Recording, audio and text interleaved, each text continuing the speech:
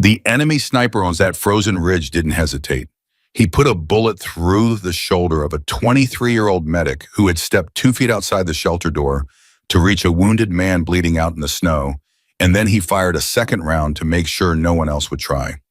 The kid screamed for 4 minutes before anyone could drag him back inside, and the sniper above just waited, patient, certain, untouchable at 1,647 meters in a whiteout blizzard that made the entire ridge look like static on a broken television screen. If this story moves you, subscribe to our channel and follow every part until the end. Drop a comment telling us what city you are watching from. I want to see how far this story travels. The shelter had been a shepherd's outpost once, maybe 30 years ago, built into the rock face of a highland ridge that had no name on any civilian map. Whoever constructed it had used rough-cut stone and packed clay mortar, and the walls had held through decades of Himalayan-grade winters. But they had not been built for 10 Navy SEALs, their equipment, their wounded, and 58 hours of sustained siege pressure. The ceiling dripped meltwater. The single firing port on the north wall had been stuffed with a rolled sleeping bag to block the wind, and whoever needed to observe had to pull it out and press their face into air that felt like broken glass. Senior Chief Petty Officer Marcus Webb had been running the shelter for 3 days. He was 41 years old, built like a man who had never once in his adult life done anything without full commitment.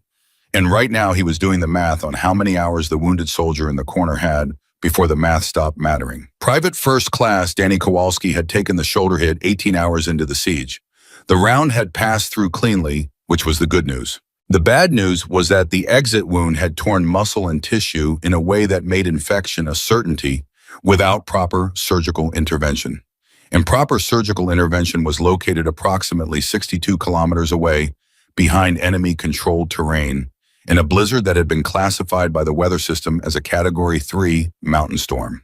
"CASVAC window," Webb asked without looking up from the map spread across his knees. Corpsman Hatch, who was the closest thing to a doctor in the room, answered from the corner without turning around. "He's got maybe 14 hours before the fever crosses the line I can't walk him back from. After that, it's not my call anymore. It's God's." Nobody in the room said anything to that. There were 10 of them total. 8 operators still combat effective, 1 corpsman running on 36 hours without real sleep, and Danny Kowalski in the corner, who hadn't complained once since the first night, but whose breathing had developed a wet quality that Hatch didn't like and hadn't told anyone about yet, because there was nothing anyone could do about it right now. The storm outside had not softened in 3 days. If anything, it had grown more personal, more deliberate, as if the mountain itself had chosen a side in this fight and was not particularly impressed with the Americans. The enemy sniper team controlled the ridge at the northern approach. Webb had identified at minimum 2 shooters, possibly 3, working in rotation. They were disciplined. They communicated through spotting signals rather than radio, which meant the jamming package the SEALs had deployed on day 1 had done exactly nothing to disrupt their coordination. They held the high ground. They had the sight lines, and they had demonstrated on 3 separate occasions that they were willing to kill anyone who moved more than 4 feet from the shelter entrance. The first casualty had been Peterson, hit on hour 6 when he tried to relocate to a better observation position 40 meters north. The round had taken him in the upper thigh, and he dragged himself back under fire, and the blood trail he left in the snow had frozen overnight into something that looked like abstract art. Peterson was stable now, mobile with assistants furious about all of it. The second casualty was Danny Kowalski, 18 hours in, reaching for a man who hadn't survived long enough to be reached. Webb had counted the shots. He'd tracked the intervals. He'd tried to find the pattern. And what he'd found was a sniper team that was simply better positioned than anything he could counter with the assets currently available to him. The storm had grounded every air asset in the theater. The QRF that had been staged for their extraction had been held at the forward operating base for 40 hours by weather conditions that the aviation commander had described as unsurvivable for rotary wing. The satellite communications window opened twice daily for 18 minutes each, and Webb used every second of it, and the answer coming back from command had been the same each time. Hold position. Assets inbound when weather permits. Hold position. 58 hours of holding position. Webb set down the map and looked at the 8 faces in that stone room. He knew all of them, had served with most of them, had trusted his life to every single one of them at various points across various dark corners of the world. And right now, every one of those faces was showing him the same thing dressed up in different expressions but fundamentally identical underneath. They were running out of time to believe that holding position was a strategy rather than a death sentence. "Command sending someone," Webb said. Operator Second Class Torres looked up from the barrel he'd been field stripping for the third time. "Sending someone in this weather." They found a window. "Ground insertion high ridge approach from the south. Single operator." "Single," said Operator First Class Briggs from the far wall. Briggs was the biggest man in the unit, which meant the shelter fit him the least comfortably, and 48 hours of being folded into a stone corner had done nothing good for his patience. "They're sending one person, a specialist," Webb said. "What kind of specialist?" Torres asked. Webb looked at the paper in his hand. He'd printed the transmission during the last comms window. He read the relevant line: long-range precision engagement, qualified to 1,500 meters under standard conditions. The room went quiet for a moment in a way that was different from the ordinary quiet of men conserving energy. This was the quiet of men doing arithmetic and not liking the answer. "The target is at 1,647 meters, Briggs said. It wasn't a question. He'd been staring at that ridge through the scope for 2 days. He knew the number the way he knew his own name. "Yes," Webb said. 1,500 under standard conditions," Briggs repeated. Standard conditions being what a calm day at a known range with a stable platform and all the time in the world. Presumably. "And we've got a blizzard unknown, atmospheric variables, a moving target, a non-standard firing position, and a 14-hour window before Danny dies." "That's the situation, yes." Briggs looked at the ceiling for a moment. Then he looked back at Webb. "Who is this person?" Webb checked the paper again. "Captain Alara Morgan, Navy SEAL. She's been running long-range precision work for 6 years. She's got confirmed kills at 1,300 in moderate wind, 1,100 in heavy crosswind conditions." 1,300 isn't 1,647, Torres said. "No," Webb agreed. "It's not. So they're sending us someone who's never made a shot this long in conditions nobody's ever made a shot this long to clear a target that's been holding 10 trained operators pinned down for 58 hours. Torres set the barrel of his weapon down on his knee. "That's the plan. That's the plan." Nobody spoke for a full 20 seconds. Then Operator Third Class Reyes, who was 26 years old and the newest member of the unit and usually had the good sense to let the senior operators talk first, said exactly what everyone else was thinking. "That's not a plan. That's a prayer dressed up in tactical language."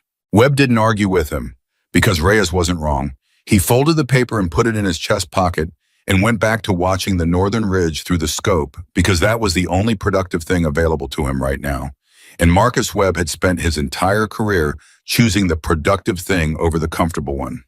She arrived 4 hours later. Nobody heard her coming. That was the first thing. The storm was loud enough to cover a helicopter, let alone a single person moving on foot, but even accounting for the noise. The fact that she covered the last 300 meters of exposed highland approach without triggering any of the motion sensors Webb had deployed around the shelter perimeter said something about how she moved. The first indication any of them had that she was there was when the shelter door, which was a heavy wooden panel braced from the inside with a rifle stock, gave 2 sharp knocks in a specific pattern that matched the authentication sequence Webb had transmitted that morning. Torres pulled the brace and opened the door 4 inches and then opened it the rest of the way.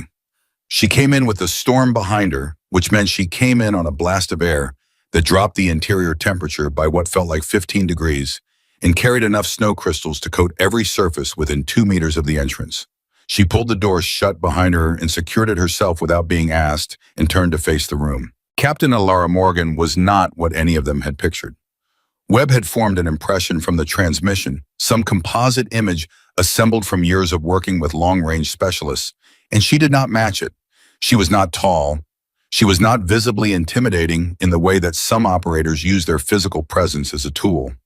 She was lean in the way that people who operate in sustained cold become lean, which is a functional leanness rather than an aesthetic one. And she moved with an economy of motion that suggested she had spent a long time learning not to waste energy on anything that didn't directly serve the mission. She was carrying a case that Webb recognized as a precision rifle transport system, custom configured with what looked like additional atmospheric sensing equipment strapped to the exterior in a way that was not standard issue. Over her shoulder was a pack that had seen hard use. Her face was covered from chin to forehead by a balaclava and goggles, and she pulled both off in one practice motion once the door was secure and looked at the room with pale gray eyes that did not spend time on anything that wasn't relevant. She found Webb. "Senior Chief?" "Captain Morgan," Webb stood. "How's the approach?" "Manageable from the South Ridge. The storm's running northeast, which means the southern face has intermittent visibility windows. I used 3 of them getting here." She unshouldered the pack and set it down with careful deliberateness. "How's your wounded? Corpsman gives him 14 hours before we cross the line." She nodded, not with sympathy and not without it, with acknowledgement, which was the correct response. "Tell me about the target position." Webb brought her to the firing port. He pulled out the stuffed sleeping bag, and the cold came through instantly. She didn't react to it. She took the spotting scope he offered and looked through it for a long time without saying anything. And the room watched her the way rooms watch people who have just arrived carrying the only available version of hope. "Single shooter or team?" she asked. "Team, minimum 2, possibly 3. They rotate. Average rotation interval is between 40 and 60 minutes. Firing pattern. Opportunistic. They're not burning rounds on uncertainty. They wait for a confirmed target, and then they take one shot. They've missed once in 3 days, and that was Peterson's extraction when he was moving fast and low. Every other shot has been a hit." "Discipline," she said. "Very." She pulled back from the port and let Webb replace the sleeping bag. She sat down on the floor with her back against the wall and opened the case and began inspecting the rifle with a methodical attention that was almost meditative. It was a Chaytak M200 intervention chambered in .408, which was a round specifically engineered for the engagement distances she worked at. The barrel was 50 inches. The stock had been custom fitted. There were modifications that Webb couldn't identify by sight and didn't ask about because they were hers, and she'd know them better than any explanation could convey. Briggs watched her for a moment, then he said, "You know the range." She didn't look up. 1647. "You ever made a shot at that distance?" She ran a cleaning patch through the barrel. "Not in these conditions." "What's your confirmed long-range record?" She set the patch down and reached for a different tool. 1300 and change, moderate crosswind, stable temperature, known range. The room absorbed that. Reyes said it quietly, but not quietly enough. 1300 isn't 1647. She looked up at him then, not with anger, with the particular patience of someone who has already considered every version of the objection being raised and moved past all of them. "No," she said, "it's not. Would you like me to explain why I'm here anyway, or would you prefer to spend the next 14 hours cataloging the gap?" Reyes opened his mouth and then closed it. Torres made a sound that in a less serious moment might have been a laugh. Alara went back to the rifle. "The extra 400 meters isn't the problem," she said, and her voice had shifted into something more instructional, now less confrontational, because she wasn't interested in conflict for its own sake. She was interested in the room understanding the problem correctly, because a room that understood the problem correctly would stop arguing and start helping. At this range, atmospheric conditions dominate everything. Wind layering across a 400-meter gap matters less than wind behavior across the full 1600. Temperature differentials between here and the target create density variation along the bullet's flight path. The Coriolis effect at this latitude and this range introduces horizontal drift that has to be calculated in advance. None of those are unsolvable. They're just variables. "Variables in a blizzard," Briggs said. "Variables in any weather condition are still variables," she said. "The blizzard changes the values. It doesn't change the method." Webb had been listening to all of this from his position near the door, and he felt something shift in the room that he recognized from other operations in other hard places. It was the shift from resignation to something that wasn't quite hope yet, but was at least facing in hope's direction. He'd felt it in rooms where the situation was genuinely impossible and survived those situations anyway. And he'd felt it in rooms where the situation only felt impossible and those situations had ended worse. The difference was always in how the person carrying the plan talked about the problem. Alara Morgan talked about the problem like someone who had already decided to solve it and was now simply working through the sequence. "I need everything you have on wind behavior in this valley," she said. Any readings, any observations, any patterns you have noticed over the last 58 hours? Anything anomalous, anything repetitive, anything that seemed irrelevant, but you noted anyway. I need it all. Webb nodded at Torres, who pulled out the observation log, a battered green notebook that had been passed between operators on watch rotation for 2.5 days. And Laura took it and began reading. She read the way people read when they're looking for a specific thing inside general information, quickly at first, and then slowly at particular entries, and she had a small notebook of her own open on her knee and was writing things in a notation system that Webb didn't recognize. Peterson propped against the wall with his leg elevated and his expression set to the particular combination of pain and boredom that long-term field wounds produce, watched her for a while and then said, "You really think you can make that shot?" She didn't look up from the log. "I think I can make the calculation. The shot follows from the calculation. And if the calculation's wrong, then I recalculate." She turned a page. "How long has the storm been running this pattern, the lull every 20 minutes or so?" Peterson straightened slightly. "You caught that?" "It's in the log." Briggs noted it on hour 44. "Recurring wind reduction, estimated duration 90 seconds to 2 minutes interval between lulls 18 to 22 minutes. "Yeah," Peterson said. "We noticed it. Couldn't do anything useful with it because every time it happened, that sniper on the ridge used it too. Cleaner shot opportunities for him." She wrote something in her notebook. "Cleaner for everyone." The weight of what she meant settled over the room slowly, and then all at once the way understanding sometimes works. Webb said, "You're going to use the lull." "I'm going to use the lull," she confirmed, "but not the first one. I need to observe at least 2 from the firing position before I engage. I need to understand what the wind does at the exact moment the lull begins and ends, because the atmospheric record suggests there's a micro pattern inside the lull that isn't captured in this log." "What kind of micro pattern?" Webb asked. "Cold air collapse off the valley walls. When the main wind drops, the temperature differential between the valley floor and the ridge line creates a secondary microgust that runs perpendicular to the primary wind axis. It's brief, maybe 3 to 4 seconds.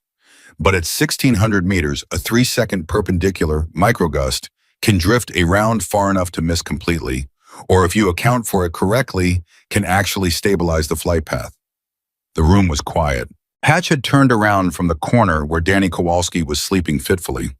The corpsman's face had the expression of someone hearing something in a language they don't fully speak, but understanding enough of it to know it matters. "You've seen this before?" Webb asked. "I've read about it in high-altitude ballistics literature. I've never observed it at this specific terrain type." She closed the log and handed it back to Torres. "I'm going to observe it today." Briggs leaned forward from his corner.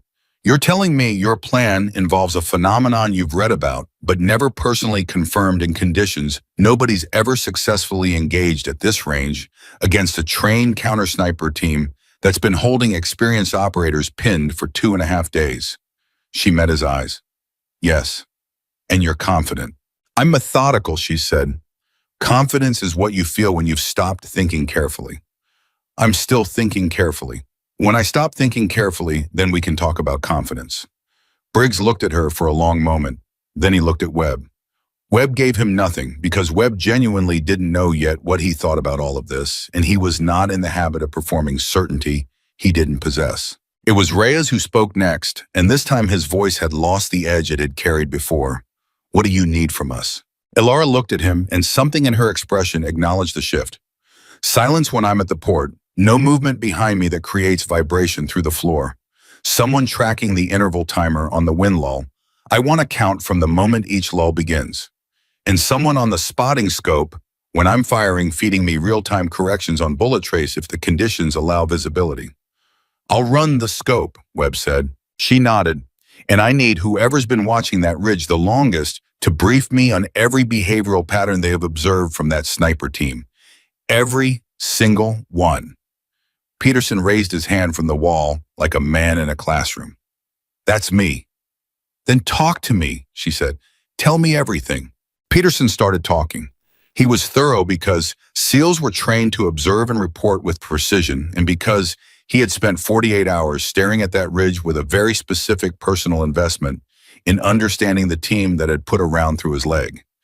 He talked about the rotation cycle, the firing positions. He'd identified the way the spotter communicated with the shooter through hand signals, visible only in the lull windows. The one time he'd seen what he thought was a third person moving into a supplementary position on the eastern end of the ridge. Ilara listened with absolute attention. She asked precise questions at precise moments. She wrote in her notebook with a steadiness that the temperature in the room made notable because everyone else's hands had spent 2 days doing the small, involuntary tremor that sustained cold produces, and hers were still. Danny Kowalski woke up from his half-sleep in the corner and looked at the room and said in the slightly confused voice of someone running a low fever, "What's happening?" Hatch moved to him quietly. "Specialist just arrived. She's going to clear the ridge." Danny looked across the room at Ilara. He was 23 years old and had been shot and had spent 18 hours in a stone shelter in a blizzard, and his face still had the fundamental openness of someone who had not yet had enough time in hard places to build the armor that seals it off. "One person," he said. "One person," Hatch confirmed. Danny was quiet for a moment. Then he said, "Oh, she any good ashto?" Hatch looked at Ilara, who was deep in her notebook, building her calculation model from everything Peterson had given her, adding variables, cross-referencing numbers, working through a problem that the room had collectively decided was impossible with the focused patience of someone who had decided it was merely difficult. "I think so," Hatch said. Danny closed his eyes again. "Good," he said, "because I really don't want to die in a shepherd's house." Nobody laughed, but the room moved slightly, the way rooms move when something human breaks through the tactical overlay and reminds everyone what the actual stakes are. Not the mission, not the ridge, not the 1,600-meter shot that had never been made in these conditions. Danny Kowalski, 23 years old, who had reached for a dying man and gotten shot for it and hadn't complained once. Ilara looked up from her notebook briefly. She looked at Danny. She looked back at the notebook. She wrote one more line, and then she picked up the rifle and began the preparations for the first observation window. Webb watched her work. He had spent 20 years in situations that required him to make rapid assessments of human capability under pressure, and he had learned that the most reliable indicator was not what people said about what they could do, but how they moved when they were doing it. There was a specific quality of movement that accompanied genuine expertise, not the performance of confidence, not the aggressive forward lean of someone trying to project competence, but the settled, unhurried, systematic motion of someone who has done the preparatory work so thoroughly that the execution itself becomes almost secondary. Ilara moved like that. She set up the firing position with the kind of attention to detail that bordered on ritual. She adjusted the bipod by millimeters and then millimeters again. She checked the scope 0 with a deliberateness that suggested she was not assuming it had survived the journey, but was verifying it from first principles. She ran the bolt 3 times smooth and slow feeling for anything in the action that the cold might have affected. She checked the ammunition, 5 rounds laid out in a specific order she'd established before the flight, in an order only she knew the reasoning behind. Torres was watching her too from across the room with the expression of someone revising an opinion they'd formed too quickly. He caught Webb's eye and gave a small shrug that said maybe without committing to anything more than maybe. The wind outside shifted and the shelter groaned. Danny Kowalski's breathing was audible in the quiet that followed. 14 hours. Ilara settled into position behind the rifle and said quietly to no one in particular, and to all of them at once, "Start timing the interval. I want to know the moment the next lull begins." Webb looked at his watch.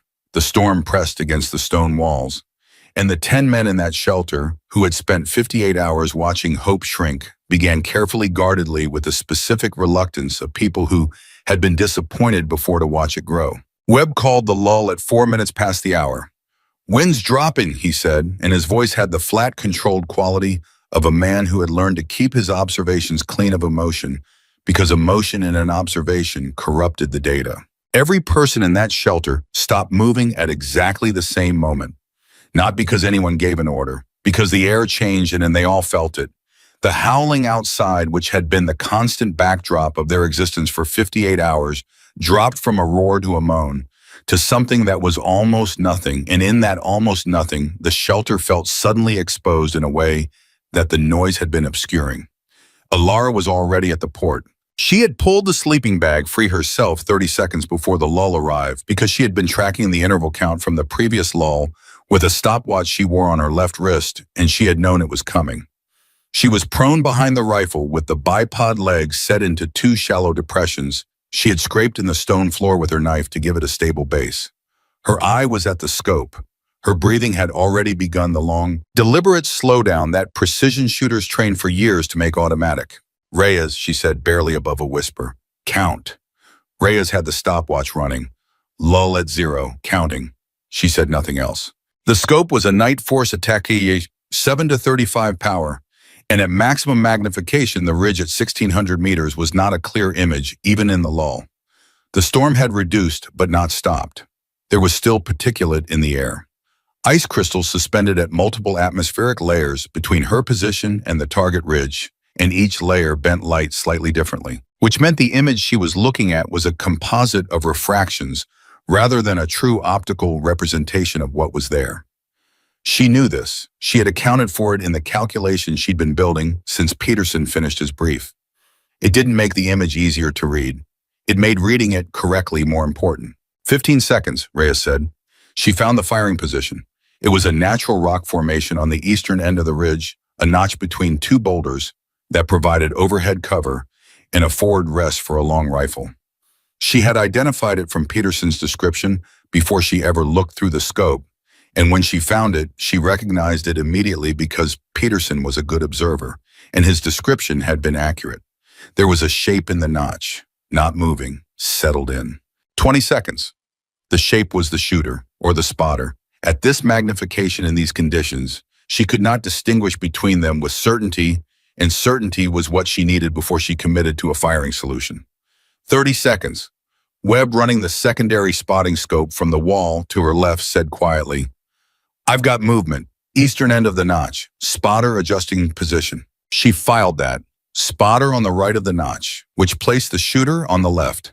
She shifted the crosshair 8 inches left in the image, which at 1,600 meters translated to approximately 4 meters of actual adjustment, and found the second shape. There. Still. Patient. The exact stillness of a trained countersniper who had been in position long enough that the cold had stopped being a problem and become simply the environment. 45 seconds. She tracked the shape. She noted the elevation. She ran the holdover calculation in her head, cross-checking it against the numbers in the notebook she had folded and tucked under her left wrist as a reference, not because she needed to look at it, but because having it there was discipline. And discipline was what kept calculations from drifting under pressure.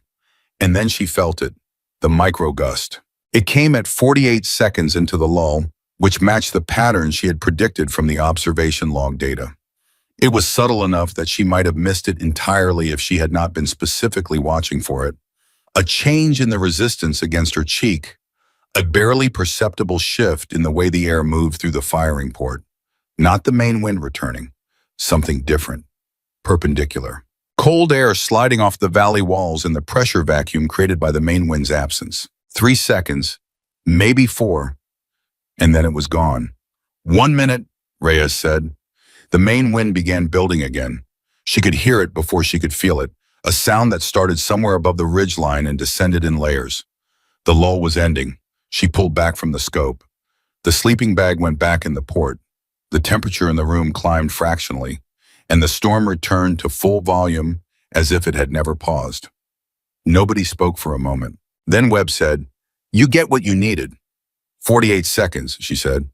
She was writing in the notebook already. The microgust initiates at 48 seconds from lull onset. Duration approximately 3.5 seconds.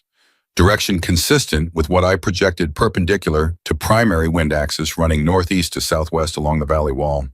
"Which means what?" for the shot, Torres asked. She kept writing. "It means I can't fire during the first 48 seconds of the lull because the microgust will drift the round off target.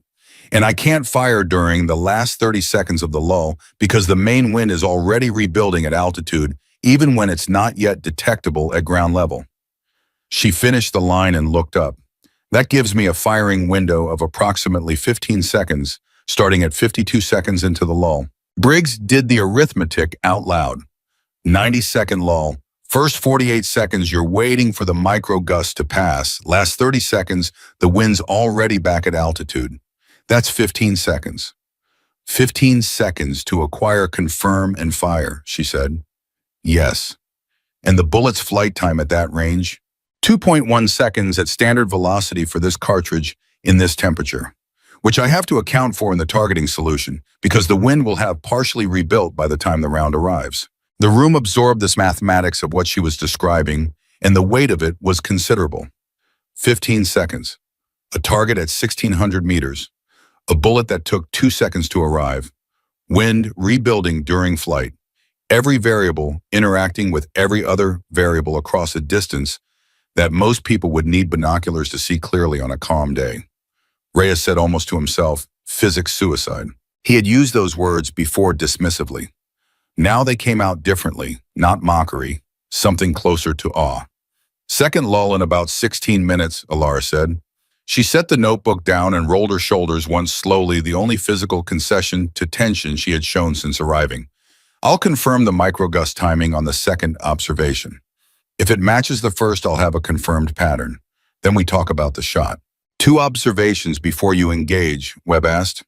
I need the pattern confirmed. 1 data point is a measurement. 2 data points is a trend. I don't fire on a measurement. Webb nodded. That was the right answer. He would have said the same thing about any tactical decision worth making. She was doing the same thing he would do, just in a domain he didn't fully understand. That was enough. The 16 minutes that followed were the longest 16 minutes Marcus Webb could remember in a career full of long minutes. The shelter held its breath in the specific way of people who have been given a reason to hope and are now terrified to disturb it. Torres cleaned the barrel of his rifle for the 4th time. Peterson shifted his leg against the wall and said nothing about the pain it caused. Hatch checked Danny Kowalski's temperature and wrote it in his medical log with the face of a man keeping a private calculation running in parallel with the one across the room. Danny was awake again. His eyes tracked the room with the quiet attention of someone whose body was using too much energy to fight infection and wasn't going to waste what was left on unnecessary motion. He watched Alara. He watched her the way a man watches someone who is working on the problem that is directly and personally killing him, with a focus that had no room in it for anything other than what she was doing and whether it was going to be enough. At 14 minutes, Alara moved back to the firing port without being told. She pulled the sleeping bag free. She settled behind the rifle. She pressed the stopwatch reset button on her left wrist. Ready, she said. Reyes had his own timer running. Lull in approximately 2 minutes based on the interval. She waited. The storm raged. The rifle was cold against her cheek, and she let it be cold because fighting the temperature was energy she needed for something else. She tracked her own breathing. She thought through the firing solution one more time, not because it had changed, but because repetition was how the calculation moved from conscious to automatic. And automatic was faster than conscious by the margin she might need. Wind dropping, Webb said. Counting. Reyes confirmed. 0. She was in the scope. The ridge at 1,600 meters materialized out of the storm as it had before, imprecise and composite and real enough. She found the notch, found the shapes. The spotter had shifted position since the first lull moved 2 meters west, which told her the rotation was happening, and the shooter she had identified in the first observation might be the spotter. Now in the spotter might be the shooter. She adjusted her route of the situation without panic, because panic was for people who hadn't prepared for the situation changing. 20 seconds. She identified the shape on the left side of the notch. Still, patient, same quality of stillness as before, but different enough in position that she took an extra 3 seconds to confirm before she accepted the target identification. 3 seconds was expensive at 1,500 meters with a 15-second firing window. She spent them anyway because a wrong target was worse than a missed window. Confirmed. 35 seconds. Webb said, spotter's signaling, hand signal, I can't read it at this angle. She filed it and kept the crosshair on the shooter's position. Whatever the spotter was signaling, it would change things after the lull, not during it. During the lull was her window, and she owned it. 40 seconds. The microgust was coming. She felt the first edge of it, that perpendicular pressure against the exposed right side of her face at 46 seconds, 2 seconds earlier than the first observation. She noted the variance. 2 seconds was within the margin she had built into her calculation as tolerance. The pattern was holding. The microgust moved through. She counted 3 seconds by feel the way she counted things that mattered too much to trust to a clock. It passed. 52 seconds, Reyes said. Her window opened. The crosshair was on the target. The holdover was applied. The windage correction was dialed in. The Coriolis adjustment was in the calculation. The temperature correction for the barrel, the ammunition, the air density at this altitude, all of it was already done, already applied, already accounted for. There was nothing left to think about. She began the trigger press. And then Danny Kowalski coughed. It was a single involuntary wet cough from the corner of the room, the kind of cough that a body produces when it is running a fever, and the fluid in the lungs shifts at exactly the wrong moment, and it lasted less than a second, and it sent a vibration through the stone floor that the rifle's bipod transmitted directly to the shot in progress. She broke the trigger. She did not fire. 1 minute 10, Reyes said. The wind was already rebuilding. The window was closing. She kept the crosshair in place for 2 more seconds out of discipline and then pulled back from the scope as the lull ended. The sleeping bag went back in the port. The storm returned. Nobody said anything about what had just happened. They all knew. They had all felt the cough move through the floor, and they all understood that she had made a decision in a fraction of a second to abort rather than send an uncorrected round at a target 1,600 meters away, and that decision had been the right one, and that right decision had cost them a window and reset the interval clock to somewhere between 18 and 22 more minutes. Hatch looked at Danny with an expression of anguish so controlled it had become almost invisible. Danny looked back with eyes that said he understood, and he was sorry and he hadn't chosen to cough. Alara was writing in the notebook. She did not look toward the corner. She did not assign blame with her eyes or her posture or the set of her jaw. She wrote her notes from the second observation, and she updated the microgust timing data, and she incorporated the 2-second variance into the revised calculation, and she moved forward because moving forward was the only direction that had ever produced results in the kind of situations she had spent her career inside. Torres said very quietly, 2 seconds earlier on the microgust. Does that change the solution? It changes the wait time before the firing window opens, she said, writing. Want the solution itself? The window is still approximately 15 seconds. It starts at 50 seconds instead of 52. So you've got 2 extra seconds. I've got a more accurate start point, she said, which is different from extra seconds. 2 extra seconds at this range doesn't help me. Accuracy about when the window opens does. She looked up from the notebook and scanned the room. Her eyes moved to Hatch without accusation and to Danny without either pity or resentment, and then back to the rifle. Third lull, she said. I fire in the third lull. The statement landed in the shelter with a weight that was different from anything that had come before it. Not a plan anymore, a declaration. Briggs said, you've got enough data. 2 confirmed observations, consistent microgust pattern, confirmed target positions, confirmed spotter signal timing.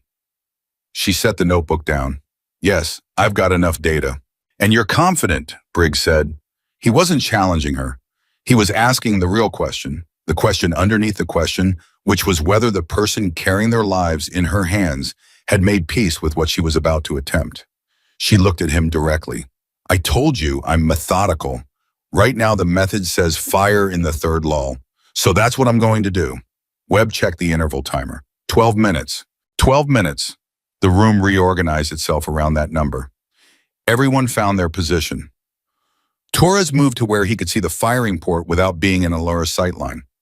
Peterson straightened against the wall as if his posture could contribute something. Reyes set both his stopwatches, the interval timer and the lull counter, and held them with the focused attention of a man who understood that his one job in the next 12 minutes was to count accurately, and nothing about that job was small.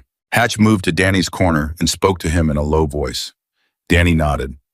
Hatch pressed a hand briefly to his forehead, temperature-checked clinical habit, and then held up 4 fingers toward the room behind him without turning around. Danny's temperature had climbed another 0.4 of a degree. Webb saw it. He turned back toward the firing port. Alara was going through the rifle one more time. Not the whole inspection, she had done that. This was a specific check of the scope mount tension, the bipod lock, the chamber status. The things that field conditions could loosen or compromise between observations. She was not checking because she expected to find a problem. She was checking because the protocol existed for the times when you didn't expect to find a problem and found one anyway. She found nothing wrong. She set the rifle back on the bipod and rolled her neck once right to left and let out a slow breath that misted in the cold air of the shelter. "Tell me something," she said to the room in general.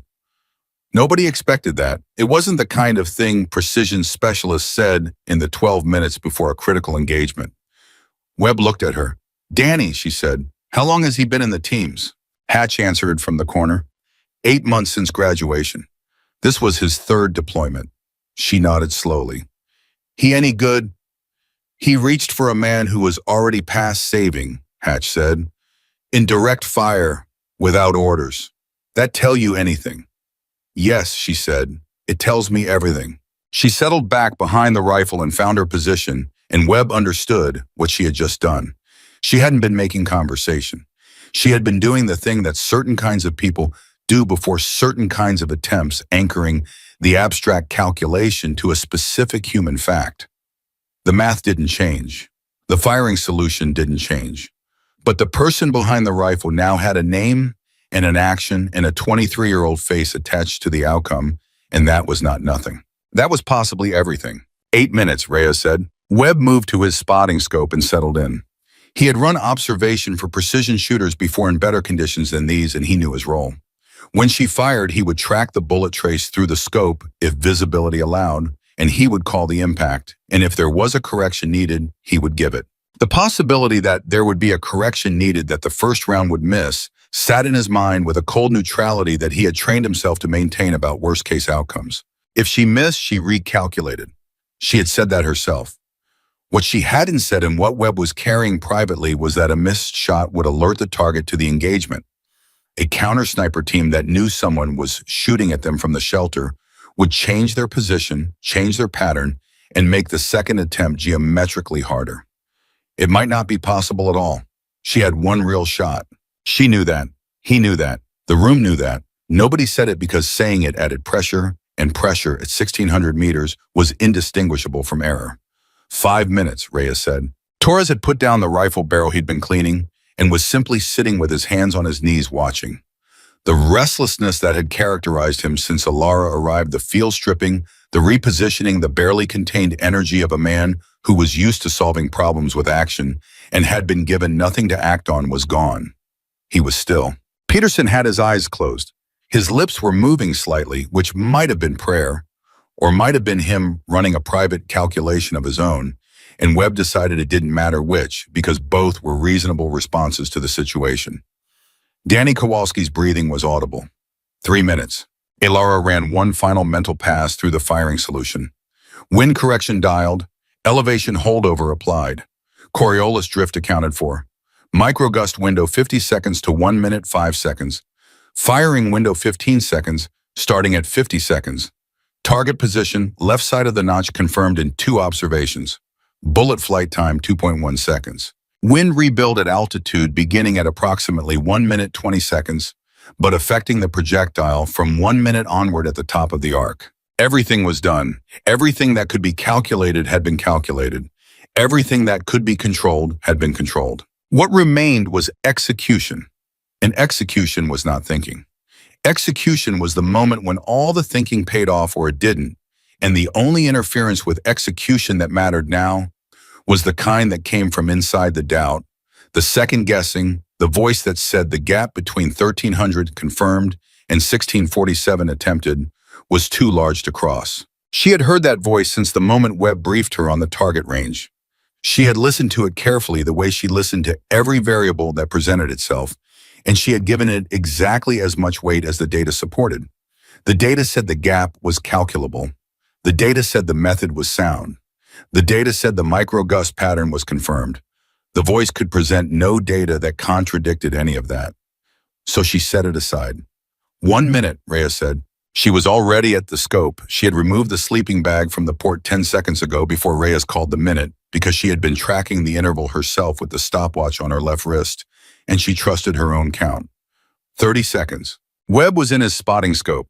The ridge was a gray smear in the particulate, and the notch was identifiable only because he had been staring at that specific section of the ridgeline long enough that he knew its shape the way he knew his own hands.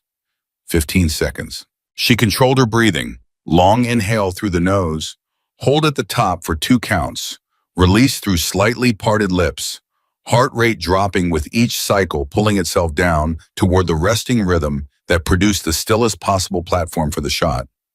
Wine dropping, Webb said. 0, Reyes called. Counting. The storm pulled back. In the sudden relative quiet, the shelter felt like a held breath. 10 men and 1 woman, in one chance, in 1,600 meters of blizzard-scoured mountain air, between the rifle and the only solution that was going to get anyone out of this stone box alive. She found the notch, found the shape on the left side, applied the holdover, confirmed the windage. 20 seconds. She waited. 30 seconds. She waited. 40 seconds. The microgust was coming. She felt the edge of it at 44 seconds, right on the revised schedule, and she breathed through it and held to the crosshair and did not move and did not rush and did not deviate from the plan by a single degree. 3 seconds. The microgust passed. 50 seconds, Reyes said. Her window opened. The crosshair was centered. The trigger take-up was already applied, the slack already out of the trigger, so that what remained was a single additional pound of pressure, barely more than the weight of decision itself. She pressed. The rifle fired.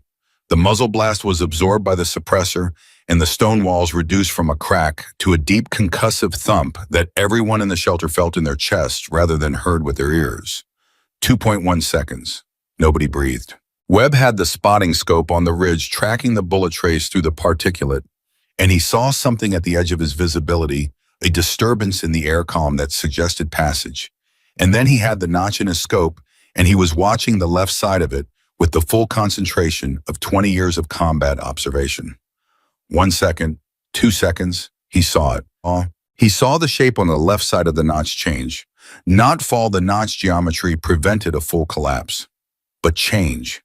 The stillness that had been the particular stillness of a trained shooter in position became a different kind of stillness that had nothing to do with discipline or training, the kind of stillness that is not chosen.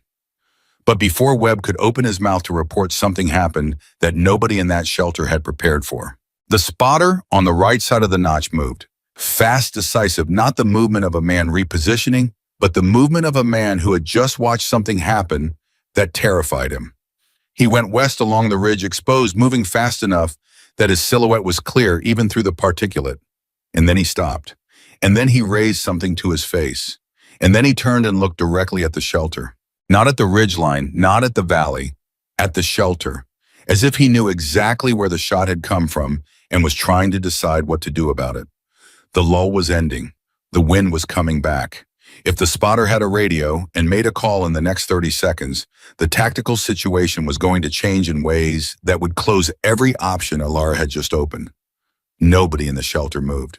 The spotter stood exposed on the ridge for 4 seconds that felt like 4 minutes, looking at the shelter with the specific frozen quality of a man whose certainty about his situation had just been revised without warning. Then he lowered whatever he had raised to his face, and he ran. He ran west along the ridge, away from the notch, away from the position into the storm.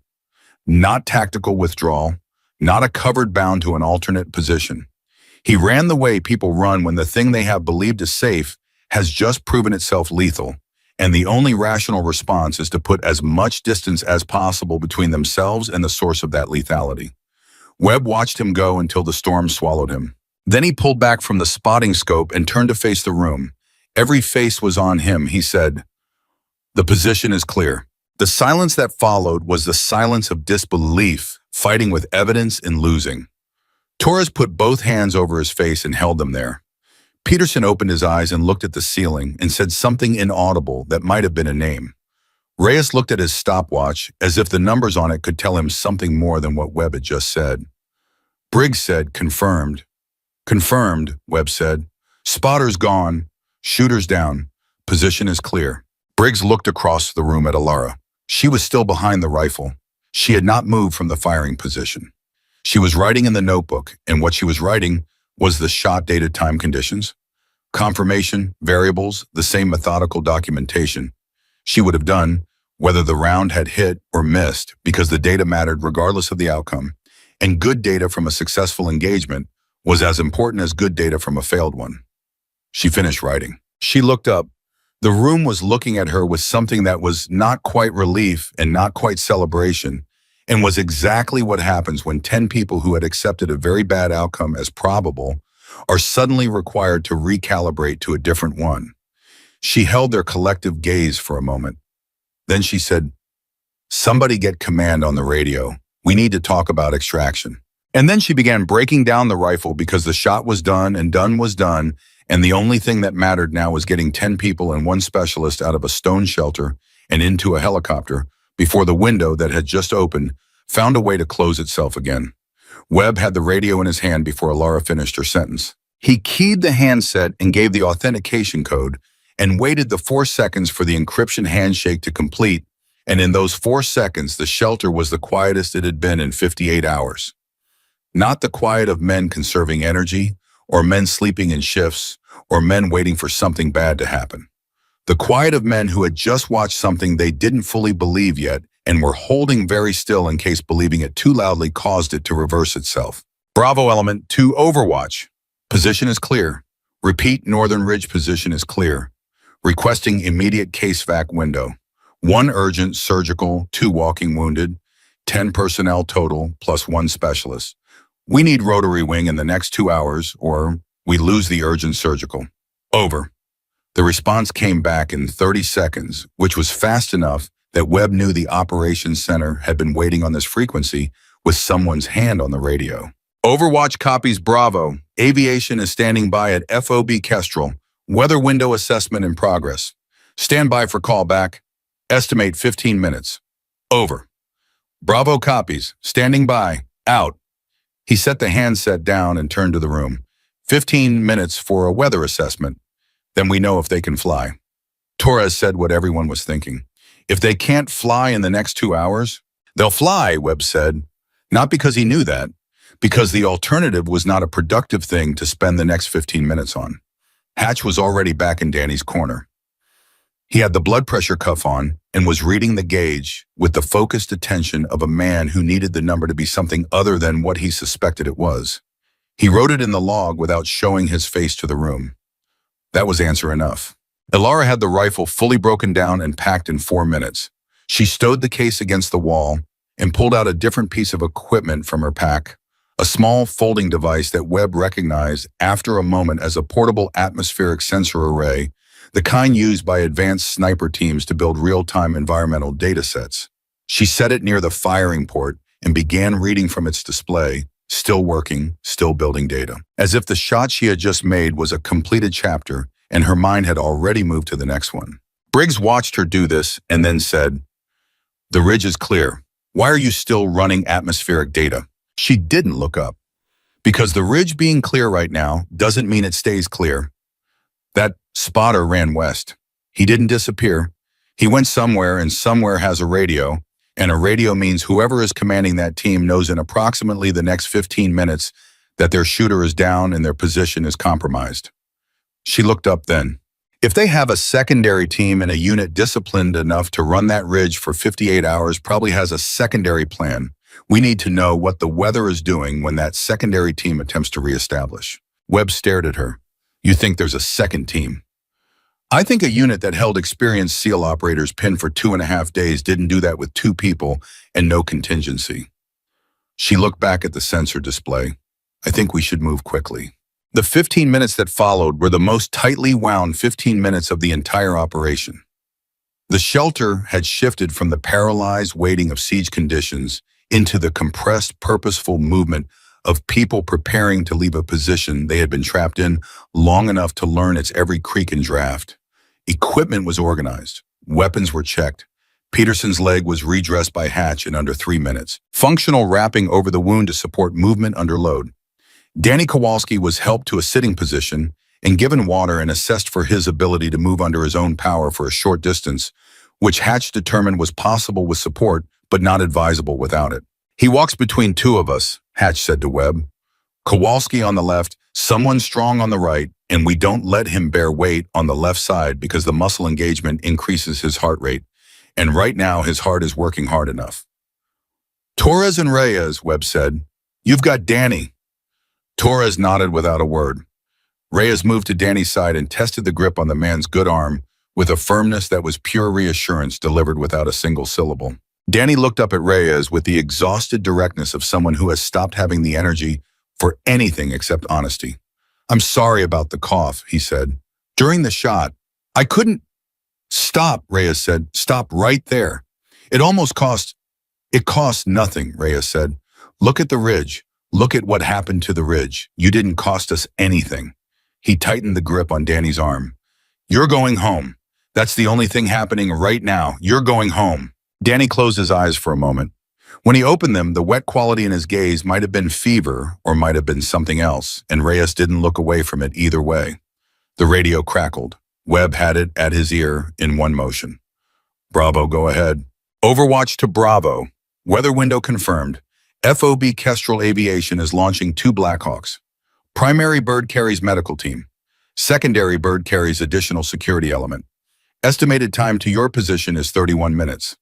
LZ assessment required. Bravo, can you confirm the southern approach is viable for rotary wing over? Webb looked at Alara. She had heard it. She was already pulling up the terrain data she had used for her infiltration route 4 hours ago. Southern approach is viable, she said. 200-meter flat section at the base of the southern ridge protected from primary wind axis by the valley wall. Approach from the southeast at low-level flare at the last 30 meters. It's manageable in current conditions. Webb keyed the radio and relayed it verbatim. The operations center acknowledged and confirmed the LZ coordinates and gave him a revised ETA of 28 minutes from current time. 28 minutes. He lowered the handset and looked at the room with the expression of a man doing arithmetic on a clock that was running in 2 directions simultaneously.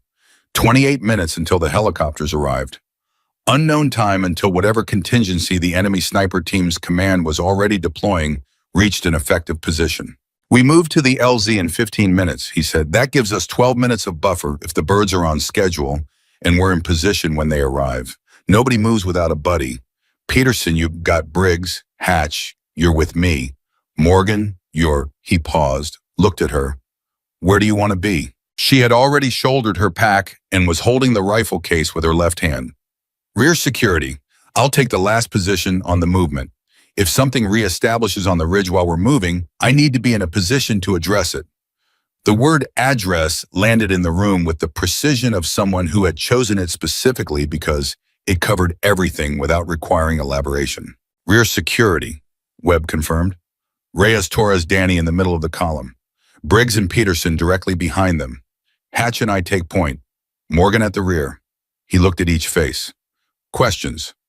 Nobody had questions. Questions were for situations where the plan needed refinement. This plan was as refined as it was going to get in the time available. 12 minutes, Webb said. Rest, check your gear, and be ready. The 12 minutes passed the way pre-movement minutes always pass simultaneously, too fast and too slow. The mind cycling between the equipment check and the route and the contingency, and back to the equipment check again. Alara used 8 of the 12 minutes to return to the firing port one final time. Not to shoot, to observe. She pulled the sleeping bag free and looked through the spotting scope at the northern ridge for 4 minutes, with the same methodical attention she had given everything else in this shelter since she arrived, reading the ridge the way she had read Peterson's observation log, looking for anything that had changed, anything that didn't match the pattern she had established. Briggs watched her do it. After 2 minutes, he moved to stand beside her position, not in her way, just close enough to speak quietly. What are you seeing? Nothing yet, she said. Is nothing good? Nothing is information, she said. The spotter ran west 12 minutes ago. If there's a secondary team already staged, they would need at minimum 15 minutes to reach an effective firing position from any rally point west of the ridge. We're at 12. She pulled back from the scope.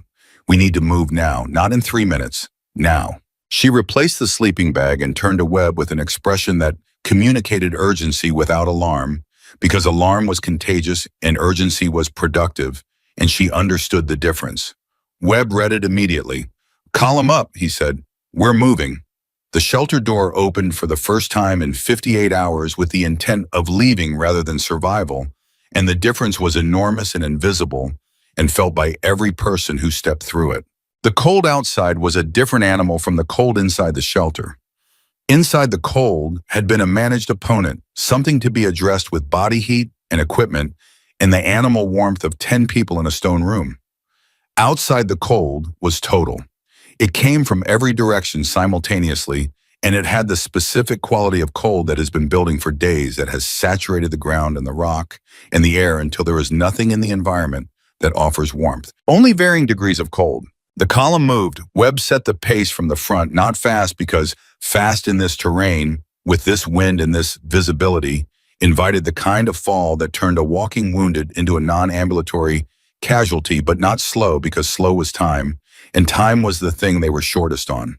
He moved with the contained urgency of long experience, reading the ground through his boots, finding the line of movement that traded speed for stability in a ratio that kept the column intact. Behind him, Hatch moved with one hand on Webb's shoulder strap for orientation in the moments when the wind dropped visibility to under 20 meters. Behind Hatch, the column extended Torres and Reyes with Danny between them. Danny moving on his own legs, but leaning slightly into Reyes on his right side, his breathing audible to both men, flanking him but steady, controlled. The breathing of someone who has decided that the distance between where he is and where he needs to be is not negotiable and is covering it accordingly. Alara was at the rear. She moved backward for the first 100 meters, not walking forward with her head turned, actually moving backward. Her weight controlled her eyes on the northern ridge, the rifle case strapped across her back, and her sidearm in her right hand because the sidearm was accessible and the rifle was not, and accessible mattered more than optimal at 100 meters. The ridge showed her nothing for the first 100 meters. At 130 meters from the shelter, Briggs directly in front of her said quietly without turning his head, "Anything, clean so far," she said. "Keep moving." At 160 meters, she turned forward. The southern LZ was visible through the storm as a slightly lighter gray against the dark gray of the valley wall, which meant the valley geometry was breaking the wind enough to reduce the particulate density, which meant the helicopter pilots would have a marginally better approach than the worst-case scenario. She filed it as a positive variable and kept moving. At 210 meters from the shelter, Rhea said, "Danny's breathing is getting harder." Hatch from his position ahead of them heard it and dropped back 2 steps without breaking the column's forward movement. He put a hand on Danny's chest briefly, not a full assessment, a check, the kind of check that tells a trained medic in 3 seconds what he needs to know. He looked at Torres. "Increase support on the right. He needs to be carrying less of his own weight." Torres shifted his grip and leaned in, and Danny sagged slightly into the additional support with the specific gratitude of someone who has been refusing to ask for help and has just been given permission to stop refusing. "Talk to me, Danny," Hatch said, moving back to his forward position, but keeping his head half turned. "I'm good," Danny said. "That's not what I asked." "It hurts to breathe deep," Danny said. "The cold. It's fine. Tell me if it gets worse." "It won't. Tell me anyway." "Yeah," Danny said. "Okay." They covered another 50 meters, and then Alara said, "Stop." Her voice was not loud. It didn't need to be. It had a quality that cut through the wind and the movement and reached every person in the column with the authority of absolute certainty. And the column stopped with the discipline of trained operators who understood that when the rear security says stop, the reason for stopping is behind them and moving toward them. And the correct response is to stop immediately and not ask why until the information is offered. The column stopped. Everyone went low instinctively, weapons up, angles covered. Alara was looking at the northern ridge. She had caught something in her peripheral vision, not a shape, not a movement, but a disturbance in the way the light was reflecting off the particulate at the ridge elevation. A difference that her brain had registered before her conscious attention had caught up to it. She had learned a long time ago not to dismiss those registrations. The conscious mind processed information in sequence. The pattern recognition systems that had been trained by years of watching terrain did not, and they were faster, and they were usually right. She studied the ridge for 7 seconds. 7 seconds is a long time to hold a column in the open in hostile conditions. At the 8th second, she said, "Movement, eastern end of the ridge. Not the original notch 40 meters east of it. Webb from the front of the column kept his voice controlled. Confirmed movement or suspected. Confirmed, she said. Single figure establishing position. They're fast. Someone pre-staged them. The word pre-staged detonated in the column's collective understanding with a quiet, devastating precision. Pre-staged meant the enemy command had anticipated the original position being neutralized. Pre-staged meant the contingency had been prepared before the shot, not in response to it. Pre-staged meant they were better organized than anyone in the shelter had accounted for. Options, Webb said. We're 260 meters from the LZ, she said. The new position is still establishing. They won't have a stable firing solution for another 2 to 3 minutes minimum. If we move now at full pace, we can reach the LZ before they're set. Full pace with Danny is, I know, she said. Do it anyway, I'll manage the rear. Webb looked at Torres and Reyes. Torres looked at Danny. Danny, who had heard all of it from 3 feet away, straightened against his support and said, I can move faster, let's go. Column, Webb said. Double time, now. The column moved at a pace that was not quite running, but was everything short of it, the controlled urgency of people who are covering ground as fast as the ground and their personnel allow, which is a specific kind of movement that looks deceptively calm from a distance and feels like controlled desperation from inside it. Alara moved with them and backwards simultaneously, a thing that required the kind of physical coordination that only becomes natural after years of specific practice. She kept her eyes on the eastern end of the ridge. She watched the figure establishing its position. She counted the seconds and measured the progress and ran the calculation that was always running in the back of her mind, regardless of what the front of her mind was doing. The figure was moving faster than she had estimated. Not 2 to 3 minutes to a stable position. Closer to 90 seconds. She had a decision to make. She could let the column continue to the LZ and trust that 90 seconds of movement would put them into the terrain protection of the valley wall before the new position was stable enough to engage. That was the primary plan, and it was sound if the 90-second estimate held. Or she could stop setup and engage the new position now, while it was still establishing at a range of approximately 400 meters with a crosswind that was manageable and a target that was partially exposed. 400 meters with a partially exposed moving target in a crosswind. Against 1647 in a blizzard, 400 meters felt almost unreasonable in its accessibility. She made the decision in 3 seconds. Column, don't stop, she said. Keep moving. I'll catch up. She heard Webb start to respond, and she was already off the column's movement line, dropping to a knee in the snow, the rifle case coming off her back and open in a motion she had practiced enough times that her hands did it without conscious instruction. The rifle was out and on the bipod in 11 seconds. The bolt was closed in 13. The scope was on the ridge in 15. 430 meters. The figure was prone now, which was faster than she had estimated, and told her something about this shooter's training level on that she filed and didn't dwell on. The position was not fully stable. She could see the micro adjustments that a shooter makes in the first 30 seconds of establishing the small shifts of weight and angle that produce a settled platform. It had not settled yet. She had approximately 45 seconds before it did.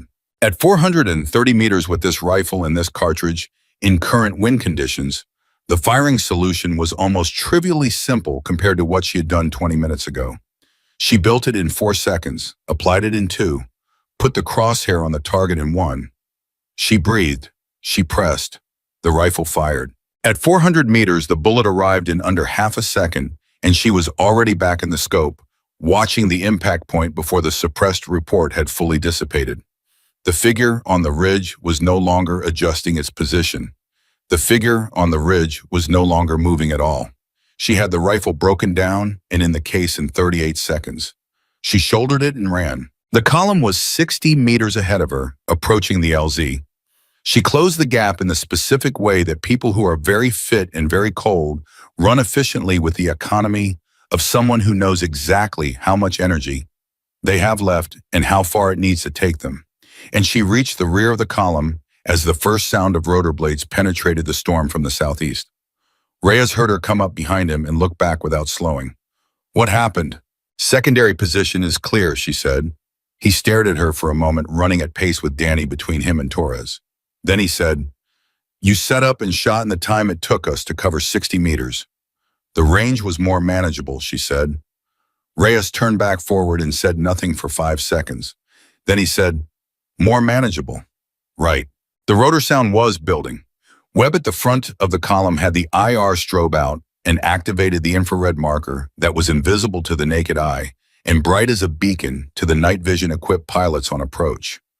He held it above his head as the LZ opened up ahead of them. The flat section Alara had identified the geometry of the valley wall, breaking the wind just enough to make a landing possible if not comfortable. Birds inbound, he called back. 2 minutes. Keep moving. Danny Kowalski heard the rotors. He had been covering the last 300 meters on something that was not physical reserve, that was gone, but on the specific human capacity to continue past the point where the body says stop, because the mind has identified something on the other side worth reaching. He had heard the rotors, and the calculation had shifted from survival to arrival, which are the same thing and completely different, and he was crying without being aware of it. The tears freezing on his face almost immediately in the air at negative 28 degrees, and Torres felt his shoulders shaking and understood what it was and said nothing and held him tighter and kept moving. The first helicopter broke through the cloud base at 300 meters altitude and descended with the controlled aggression of pilots who are good enough to fly in conditions that should ground them and know it and are doing it anyway because someone on the ground needs them to. The approach was from the southeast, low level as Alara had specified, flaring hard at 30 meters with the rotor wash, creating a secondary blizzard that hit the column like a wall and forced every person in it to lean into it and keep their footing or lose it. Webb was already moving Danny toward the primary bird before the skids touched. The medical team was out of the door before full touchdown, 2 people moving fast with a litter assessment already beginning before Danny was fully off Torres's arm. Danny grabbed Torres's sleeve as they transferred him. Torres stopped, bent down to hear over the rotor noise. Danny said something into his ear. Torres straightened. His jaw was set in the way that jaws set when the thing being held back is not anger. He nodded once firmly and stepped back to let the medical team work. Hatch caught Torres's eye. What did he say? Torres watched the medical team move Danny to the litter. He said, tell her thank you. He paused. He doesn't even know her name. Alara was loading into the secondary helicopter. The rifle case secured her pack-on, already giving the crew chief a verbal brief on the second position.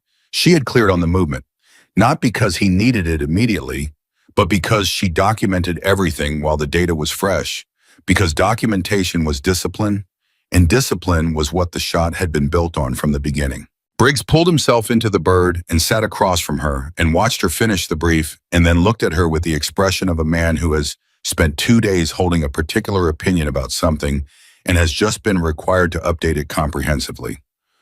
1300 was your confirmed record, he said. Was, she said. He nodded slowly. The second shot, the 400-meter one. You did that in what, 30 seconds? 38, she said. The setup took longer than optimal because the case clasp was cold. Briggs looked at the floor of the helicopter. Then he looked back up. I said physics suicide. Yes, she said, I was wrong. You were working with incomplete data, she said. That's different from being wrong. He looked at her for a moment.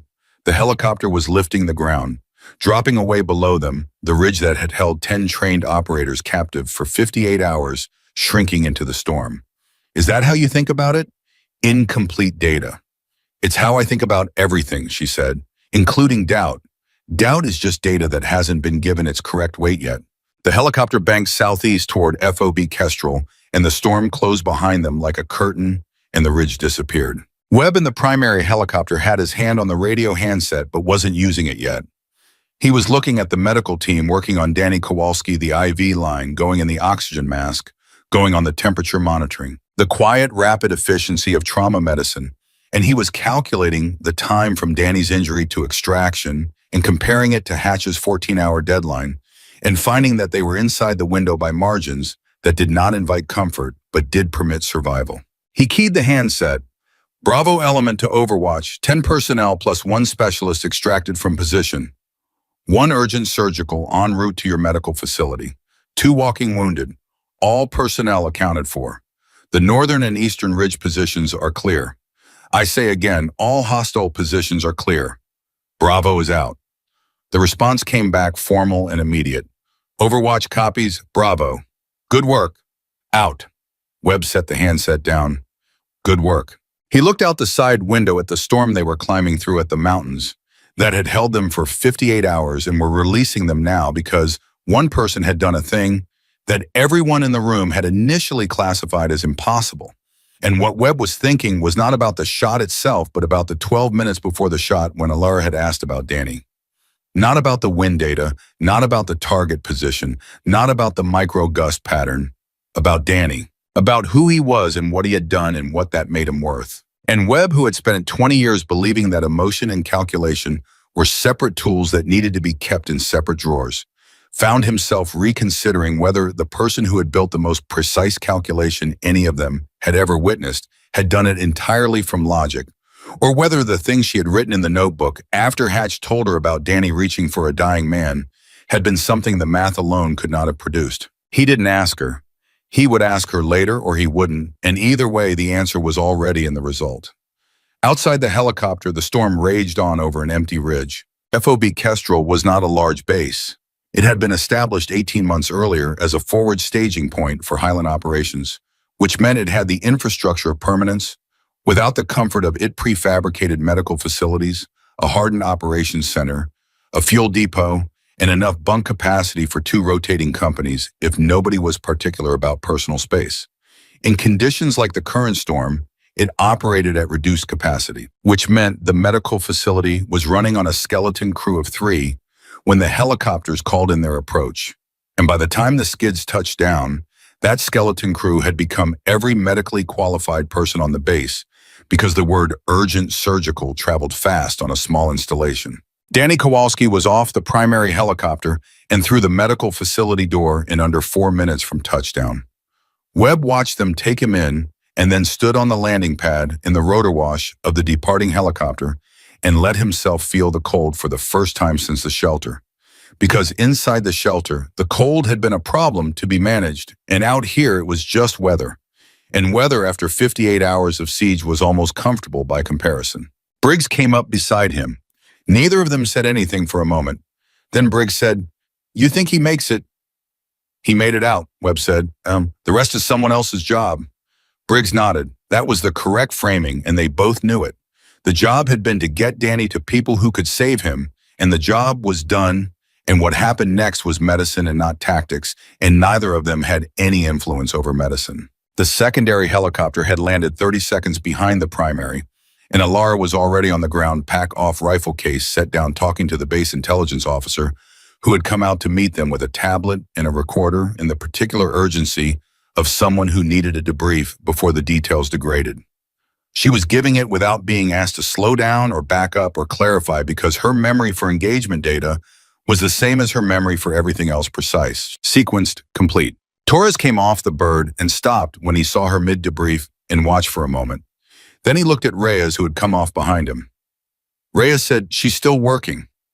"She hasn't stopped working since she walked through that door," Torres said.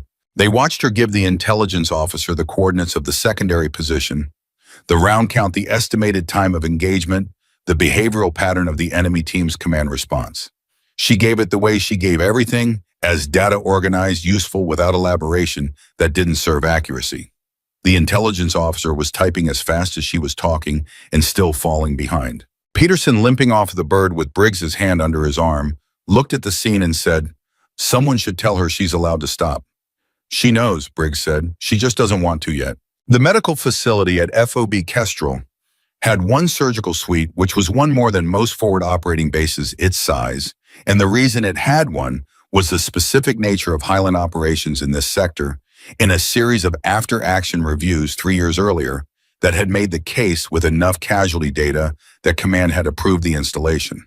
The surgeon on duty was a Navy lieutenant commander named Patel, who had been on base for 6 weeks and had performed 4 emergency procedures in that time, all of them successful, all of them in conditions that a civilian operating theater would have considered inadequate. She met the litter at the door and began her assessment before Danny had cleared the threshold. Gunshot wound, right shoulder, approximately 18 hours prior. Exit wound, significant tissue damage, infection developing. Core temperature, 35.8. The medic from the helicopter called back. Mild hypothermia on top of the infection. Of course, She lifted the dressing over the exit wound with gloved hands and looked at it with the focused neutrality of someone for whom wounds were problems to be solved rather than things to react to. He's been running a fever how long?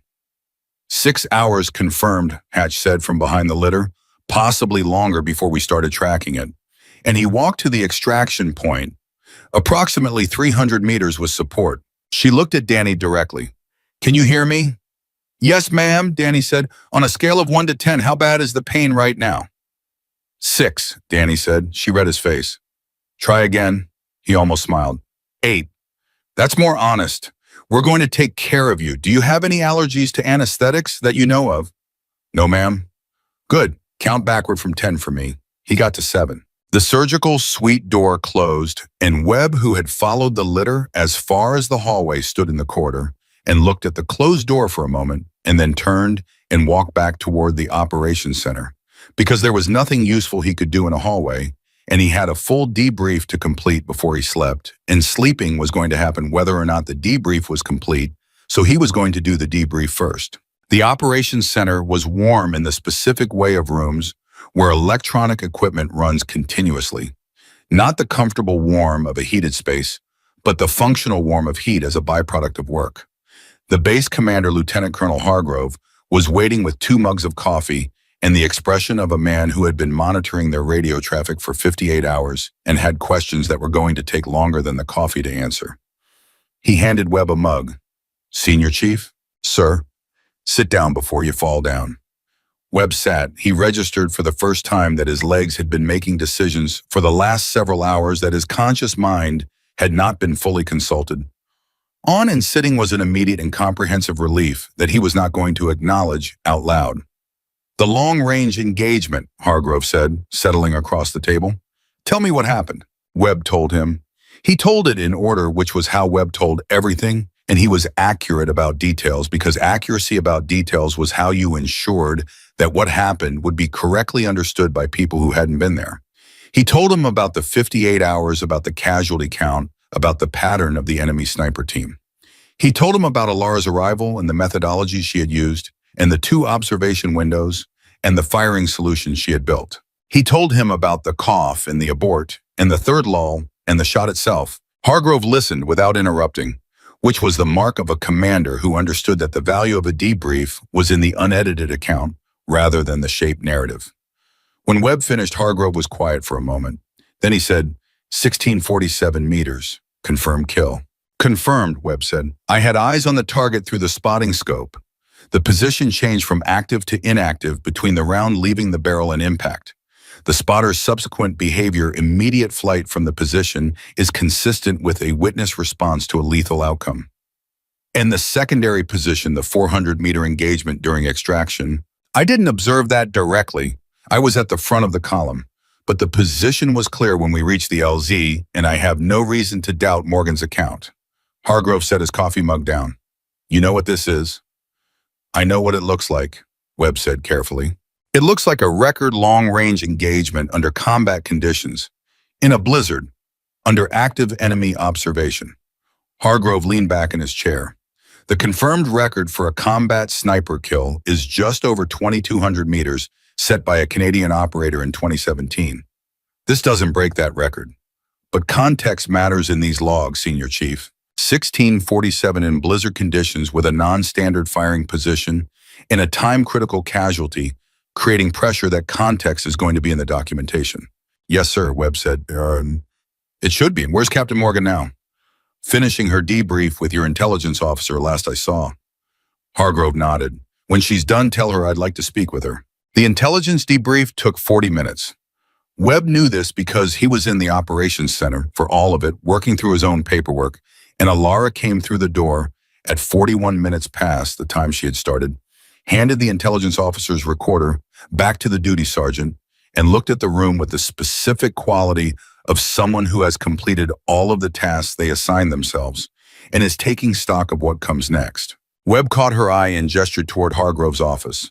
She crossed the room and he knocked on the frame, and Hargrove said, "Come in," and they went in, and Hargrove told her to sit down, which she did. And then Hargrove looked at her for a moment the way senior officers look at people they are trying to accurately assess before committing to a position. Captain Morgan, he said. Sir, your record says you've been doing long-range precision work for 6 years. Yes, sir. Your previous confirmed engagement was 1,300 and change. 1,340 meters, she said. Moderate crosswind stable platform known range. This was 1647, in a blizzard, under siege conditions with a time-critical casualty. He paused. How did you know you could make that shot? The question hung in the air of the small office for a moment. She said, I didn't know I could make it. I knew the calculation was sound. Those are different things. Hargrove studied her. Explain that distinction. Knowing you can make a shot is a feeling, she said. It's a confidence that might be accurate or might be the result of ego or inadequate understanding of the problem. The calculation being sound is verifiable. I could check the math. I could check the wind data. I could confirm the microgust pattern across 2 observations. I couldn't check my confidence, but I could check the work. So I checked the work. Hargrove was quiet for a moment. Then he said, the microgust pattern, your intelligence debrief mentions it. You said it's not documented in existing sniper field manuals. Not comprehensively, she said. There's theoretical mention of cold air collapse phenomena in high-altitude ballistics literature, but no specific documentation of the timing pattern relative to wind lull intervals in Highland Valley terrain. I identified it from the observation data your unit had logged over 58 hours and confirmed it across 2 personal observations before using it in the firing solution. You built an atmospheric model from a field observation log. It wasn't a complete model, she said. It was enough of a model to support the solution I needed. Hargrove picked up his coffee and looked at it and set it back down. Senior Chief Webb believes you anchored the shot to Kowalski, that you asked about who he was and what he had done specifically to connect the outcome to a human fact before you engaged. She looked at Webb briefly. Webb kept his face neutral because he had said that to Hargrove in the debrief, and he did not regret saying it, but he was genuinely curious about her response. She looked back at Hargrove. Is that a question, sir? It's an observation. I'm giving you the opportunity to correct or confirm it. She was quiet for a moment, not the quiet of someone formulating a careful answer, the quiet of someone deciding whether the accurate answer was also the appropriate one to give to a lieutenant colonel she had met 20 minutes ago. She decided. The calculation was complete before I asked about him, she said. The math didn't change after I knew who he was. But the reason I built the calculation, instead of walking back to command and reporting the conditions as non-viable, that reason was established before I ever looked through the scope. She paused. You can make the math work without knowing what the math is for, but knowing what it's for is why you make it work the first time instead of the third time. Hargrove looked at her for a long moment. Then he said, I'm submitting the engagement for formal documentation. The methodology you use, the terrain modeling, the wind layer pattern analysis, the microgust timing, I'm recommending it be reviewed for incorporation into advanced doctrine training. She didn't react to that immediately. Not with surprise, not with satisfaction, not with anything that indicated she had been expecting it or hoping for it. She received it the way she received information as a fact to be processed and responded to appropriately. The method isn't new, she said. It's applied physics in a domain where physics hasn't been applied systematically enough. Any competent long-range specialist with the right preparation time could build the same solution. Could they? Hargrove said, because I had 9 trained SEAL operators in that shelter who classified the shot as non-viable. She said, they classified it that way because they hadn't run the numbers. They're not wrong to be skeptical before the numbers are run. That's the correct default position. The problem isn't that they doubted it. The problem is that doubt without calculation is just an opinion. She leaned forward slightly. The doctrine change I would recommend isn't about confidence. It's about calculation methodology. Teach operators how to run the numbers in field conditions. The belief follows from the math. It doesn't precede it. The silence in the office was the specific silence of a commander hearing something that recalibrates a position he had been considering from a different angle. Webb watched Hargrove's face and recognized the expression. He had worn it himself on a stone floor in a besieged shelter, watching a woman set up a firing position, with the patient certainty of someone who had already done the hard work and was now simply executing the conclusion. Hargrove picked up a pen and wrote something on the notepad in front of him. Then he looked up. Get some rest, Captain. I need you available for a full technical debrief at 0800. The theater sniper coordinator wants to be on the call. Yes, sir, she said. She stood and Webb stood with her, and they left the office. In the corridor outside, Alara stopped and looked at the door to the surgical suite at the far end of the hall. Still closed. The light above it was still amber, which meant surgery ongoing. How long has he been in? She asked. Webb checked his watch. Hour and 12 minutes. She nodded. She stood there for a moment looking at the amber light with an expression that was the first expression Webb had seen on her face since her arrival that wasn't directly connected to a tactical or technical problem. It was quieter than her working expressions, more personal. The face of someone who has kept the human dimension of a problem separated from the operational dimension for as long as operational necessity required and is now in the absence of operational necessity, allowing them to exist in the same space. He said, "Tell her thank you," Torres said from behind them.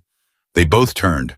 Torres had come down the corridor from the operations center, still in his field gear, with the look of a man who hadn't decided whether to say what he just said until the moment he said it. "Danny, on the LZ, that's what he said." Torres looked at Alara. "He said, tell her thank you. He didn't know your name." Alara was quiet. "Morgan," she said, "Captain Alara Morgan." Torres repeated it as if committing it to memory. "He'll know it now." She turned back to the amber light. Webb watched her watching it with the awareness that this moment was not something he was supposed to be a witness to, but was witnessing anyway, and he had the good sense to leave it alone. Reyes appeared from the direction of the bunk rooms out of his outer gear, looking like a man who had been told to sleep and had managed approximately 11 minutes before his mind refused the instruction. He stopped when he saw the three of them in the corridor. "Surgery," he said. "Still going," Webb said. Reyes walked to the corridor wall and put his back against it and slid down to sit on the floor, which was not dignified and was exactly what his body needed. And he sat there with his knees up and looked at the amber light and didn't speak. Briggs came down the corridor 2 minutes later and saw Reyes on the floor and sat down next to him without a word. Peterson came next, moving on the leg that had been wrapped in shot, and walked on for 300 meters in a blizzard. And he didn't sit because getting back up would have been a production, but he leaned against the wall and folded his arms and looked at the amber light. Hatch came last. He had changed out of his field gear, and his hands were clean in the specific way that medics' hands are clean after a long field operation, not just washed, but scrubbed the knuckles, still slightly raw. He looked at the group assembled in the corridor and at the amber light, and his jaw worked once. "I did everything I could in the field," he said, "not to anyone specifically. To the corridor, to the light." "We know," Webb said. "The infection was further along than I was tracking. The temperature drop accelerated the bacterial—" He stopped. "I should have been more aggressive with the antibiotics on hour 12. "Hatch," Webb said, "I'm running the scenario." "Stop running the scenario. You kept him alive long enough to get him here. That's your job. You did your job." Hatch looked at the amber light. He didn't look like a man who had been absolved. He looked like a man who was going to run the scenario for a long time, regardless of what anyone said, because that was the cost of being the person responsible for other people's survival. And costs like that couldn't be argued away with correct framing. They could only be carried. Alara was still standing at the far end of the corridor when the light changed, amber to green. Nobody in the corridor missed it. The shift in color was small, and the corridor was not bright, and it didn't matter. Every person there had been watching that light with the focused peripheral attention of people who needed information and had no other source for it, and the green registered simultaneously in every set of eyes. The surgical suite door opened 30 seconds later. Lieutenant Commander Patel came through it with her gloves off and her mask down, and the expression of a surgeon who has done what she came to do, and the outcome has matched the intention. She looked at the group in the corridor, the assembled, exhausted, field-worn collection of people who had been waiting for this, and she said, "He's stable. The infection was aggressive, but we caught the spread before it went systemic. He's going to need 4 to 6 weeks of recovery, and he'll have reduced mobility in that shoulder for 6 months minimum. But he's going to be fine." The silence that followed was different from every other silence the corridor had produced. Reyes on the floor put both hands over his face. Briggs, sitting next to him, put a hand on his shoulder and left it there. Peterson turned his face toward the wall for a moment and then turned it back, and it was the same as it had been, and nobody commented on the fact that it wasn't. Torres made a sound that came from somewhere below the language and above control, and then got control of it in the next breath and stood up straight. Hatch said, "Thank you, Commander," and his voice was entirely even. And the effort that required was considerable, and everyone in the corridor understood it. Patel looked at the group. "He's asking for someone named Reyes." Reyes stood up off the floor in one motion and went through the surgical suite door without looking at anyone else, and the door swung shut behind him, and through it muffled, imprecise but real. They heard a 23-year-old voice say something, and then they heard Reyes answer, and then they heard what might have been laughter and might have been something adjacent to it, because those two things sound nearly identical when they come from the same place. Webb let out a breath that he had not been aware he was holding. Alara turned away from the surgical suite door and picked up her pack from where she had set it against the wall. She shouldered it. She picked up the rifle case. She looked at Webb. 0800, she said. "I'll be ready." "Get some sleep," he said. "I will." She started down the corridor toward the bunk rooms and then stopped and turned back. And there was something in her face that had not been there in the shelter or the helicopter or Hargrove's office. Something that was not professional and not tactical and was simply human, which was the appropriate register for a corridor outside a surgical suite where a 23-year-old had just been told he was going to be fine. "He reached for a man who was already past saving," she said, "in direct fire, without orders." She paused. "That's not a SEAL thing. That's a human thing. Those are the things worth calculating for." She went down the corridor. Webb watched her go. Briggs, still leaning against the wall, said quietly, "I told her she was wrong." "You told her the physics was wrong," Webb said. "That's different." "She said the same thing to me, called it incomplete data." Briggs was quiet for a moment. "I've been in this business for 16 years. I've seen good shooters. I've seen great ones. I've never seen anyone build a firing solution from a shepherd's log and a weather pattern that hadn't been formally documented." "She didn't just build the solution," Webb said. "She built it twice, once to fire and once to know when not to fire." Briggs thought about that, the cough, the abort, the discipline to not send an uncorrected round at 1,600 meters because the platform had shifted by a fraction, and a fraction at that distance was the difference between confirmation and catastrophe. "That's harder," Briggs said. "Not firing when you're ready to fire. That's harder than the shot." "Yes," Webb said, "it is." The corridor settled into its post-crisis quiet, the specific calm of a place where something very bad has been prevented, and the people who prevented it are only now beginning to understand the full weight of what they were carrying while they were preventing it. Peterson limped back toward the medical bay to get his leg properly looked at. Hatch followed Patel through the surgical suite door to review Danny's post-operative vitals. Torres found a chair in the operations center and sat in it and stared at the wall with the look of a man who had been moving continuously for 60 hours and had not yet given his mind permission to stop. Webb walked to the window at the end of the corridor. Outside, the storm was still running. The mountains were invisible. The ridge was somewhere out there behind 40 kilometers of weather empty.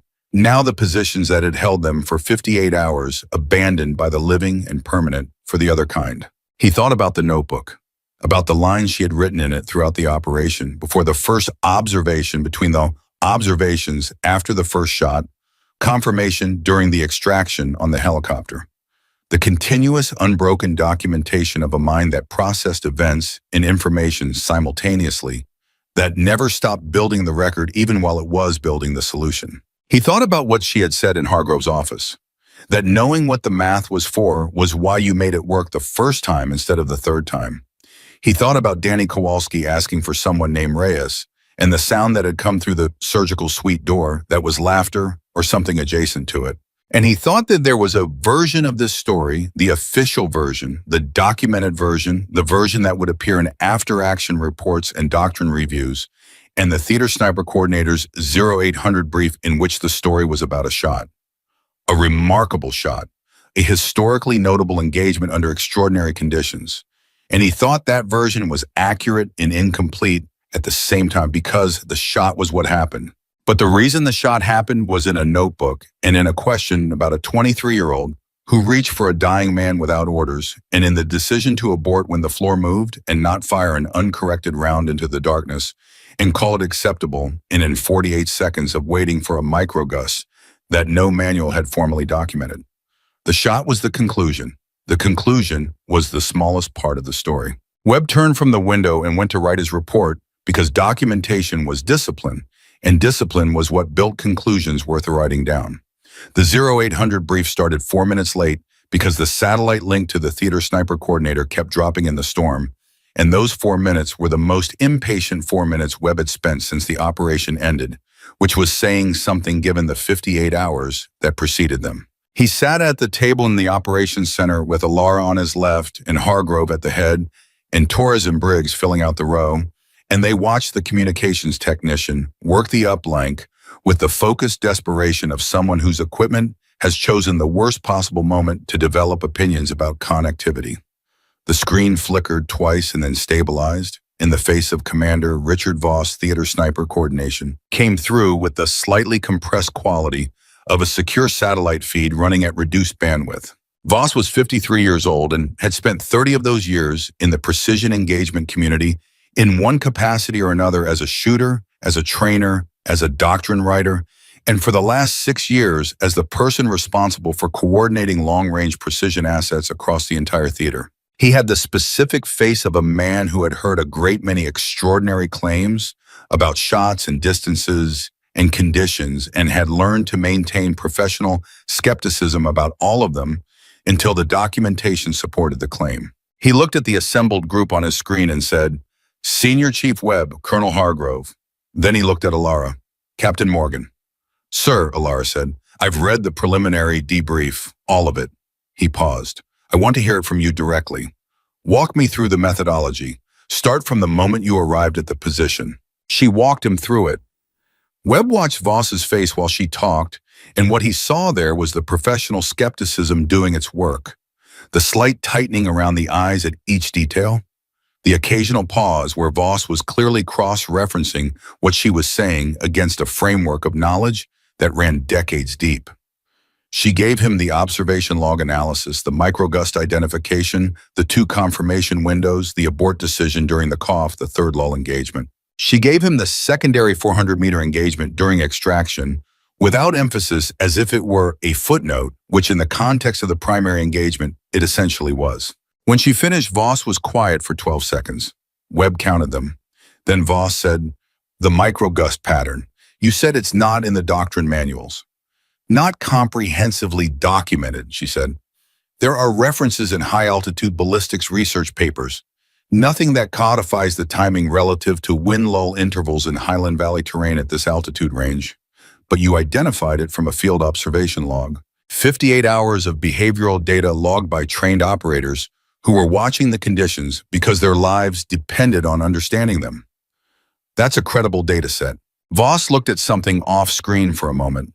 When he looked back, his expression had shifted in a way that was subtle and significant. The skepticism was still there, but it had moved to a different position, no longer in front of the information, but alongside it, which is what professional skepticism does when the information is sufficient. "I'm going to ask you something directly, Captain, and I need a direct answer." "Yes, sir." "In your professional assessment, not your confidence, your assessment, is this methodology replicable? Can another trained long-range specialist execute a comparable engagement using the same approach if they have the preparation time and the observational data?" The question was the real question. Webb had known it was coming since Hargrove had mentioned doctrine review the night before. Everything else in the brief was documentation. This was the question that determined whether what happened in that shelter was an individual achievement or a transferable capability. And those two things had entirely different implications for how the institution treated what had occurred. Alara took 4 seconds before answering. Not because she didn't know the answer, because she was being precise about what the answer actually contained. "Yes," she said, "with conditions. The methodology is replicable by any specialist with advanced atmospheric training in the discipline to build the model before committing to the solution. The conditions are preparation time, observational data quality, and the willingness to abort when the data doesn't support the shot." She paused. "That last condition is the hardest. Most shooters at the moment of engagement have already committed psychologically. Teaching the abort at the edge of the window requires a specific kind of training that isn't currently emphasized in the pipeline." Voss wrote something. "You aborted once." "Once confirmed," she said. I would have aborted again if the third lull had produced conditions outside the model's tolerance. The shot was not the goal. The confirmed kill was the goal.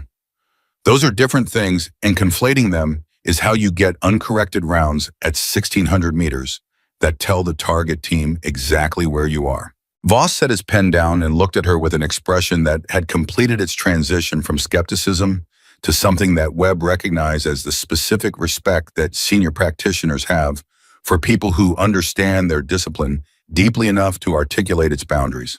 Colonel Hargrove has recommended your engagement methodology for doctrine review, Voss said. I'm seconding that recommendation as of this call. I'm also recommending you for assignment to the Advanced Sniper Doctrine Working Group at Dam Neck.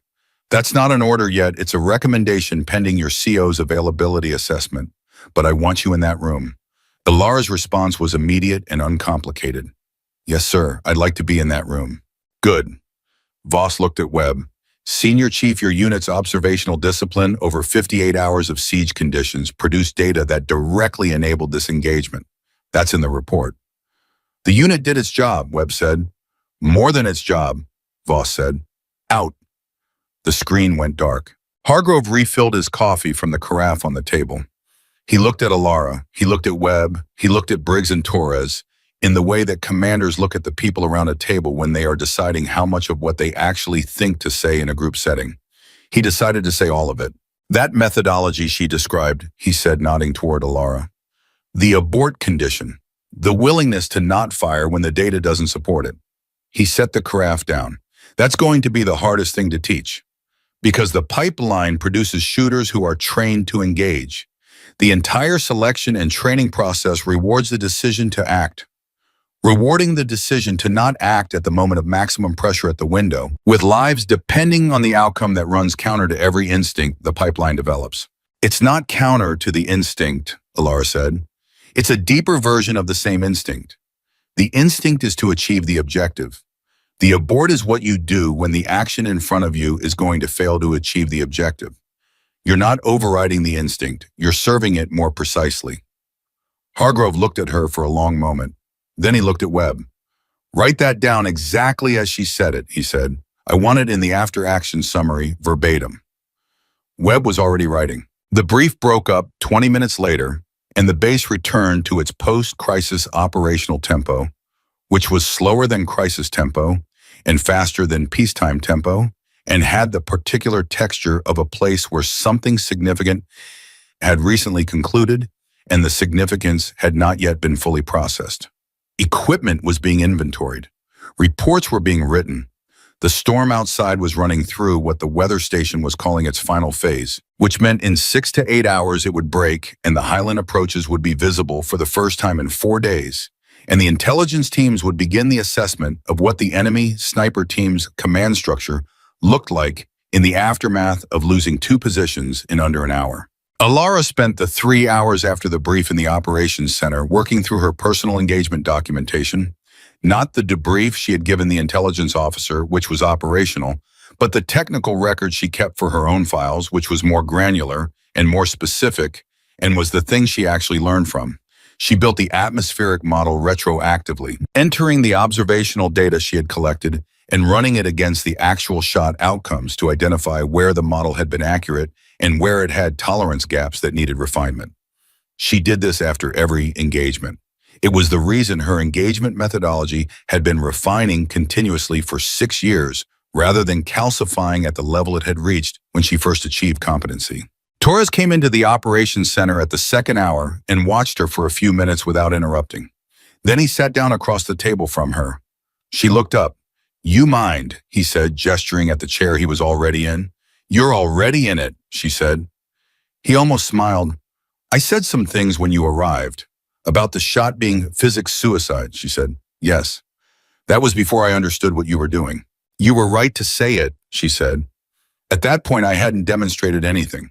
Skepticism before demonstration is the correct default. I told Briggs the same thing. Torres looked at his hands on the table. I've been in this job for 9 years. I've seen good operators do things I didn't think were possible. I've never seen anyone do what you did in that shelter and make it look like the natural consequence of doing the work correctly. It is the natural consequence of doing the work correctly, she said. I know that now, he said. That's why it's impressive. It shouldn't be that hard to understand, and it is because most people don't do the work that completely. He paused. Danny's awake. They moved him to recovery. He's been asking who you are. She set her pen down. He knows my name, she said. He knows your name, Torres confirmed. He wants more than your name. He wants to understand what happened. He looked at her. You should talk to him. She closed the notebook. She looked at it for a moment. Then she stood up. The recovery room at FOB Kestrel's medical facility held 4 beds, of which 2 were currently occupied. Danny Kowalski in the bed near the window and Peterson in the bed at the far end, who was asleep with the absolute totality of a man whose body has decided that the conversation is over and rest is non-negotiable. Danny was not asleep. He was propped at a slight angle against the elevated head of the bed, IV still in his left arm, shoulder wrapped in post-surgical dressing, with the coloring of someone who had spent a night fighting an infection and come out the other side depleted but intact. His eyes were clearer than they had been on the floor of the shelter. The fever had broken during surgery, and what remained was the specific clarity of a person whose body has stopped spending all its resources on damage control and is beginning to redirect toward recovery. He watched Alara come through the door. She pulled a chair to the side of the bed and sat in it and looked at him with the direct, unadorned attention that characterized everything she did. Captain Morgan, he said, his voice was rough from the anesthesia and the days of fever, but it had a steadiness in it that hadn't been there on the shelter floor. Kowalski, she said, Torres said you wanted to talk to me. Torres has it backward, she said. He said you wanted to understand what happened. Danny looked at the ceiling for a moment, then back at her. I was awake for some of it. I heard you talking about the wind, the calculation. He paused. I heard Briggs say physics suicide. You heard that. Hard not to. Stone walls don't absorb much. He shifted slightly and his face registered the shoulder before settling back to neutral. I heard you say something about me to Hatch after he told you what I did on day 2. She waited. You said it tells you everything, he said. What did it tell you? She looked at him for a moment. The question was genuine, not fishing for reassurance, not looking for validation. He was 23 years old and had been shot and had coughed at the worst possible moment and had spent 3 days in a stone box waiting to find out if his body was going to beat the infection or lose to it, and he was asking a real question with the openness of someone who actually wanted the real answer. It told me you understood what the job is for, she said, not the mission, the reason you do the work in the first place. She paused. A lot of people never figure that out. They're competent and they're trained and they do the work and they never figure out what the work is actually for. You figured it out in 8 months. Danny was quiet for a moment. I didn't save him. No, she said, and you didn't. I got shot and I didn't save him, and then I coughed at the wrong moment and almost ruined your shot. You didn't almost ruin the shot, she said. You changed the window, I aborted. I waited for the next window. The outcome was the same. But if you hadn't coughed, the outcome would have been the same on a slightly different timeline, she said. The calculation was sound either way. The cough was data. I incorporated it. She leaned forward slightly. The thing you're carrying about not saving him about the cough, that's the wrong ledger. You're accounting for things that were outside your control and calling them failures. That's not accuracy. That's punishment. He looked at her. Something in his face shifted, not dramatically, not with the clean resolution of a story that has been told too neatly, but with the small, incremental shift of someone hearing something that they will need to carry for a while before they know whether it's true. How do you do it, he said, after a shot? How do you go back to the notebook and write it down and make it data and not, he stopped.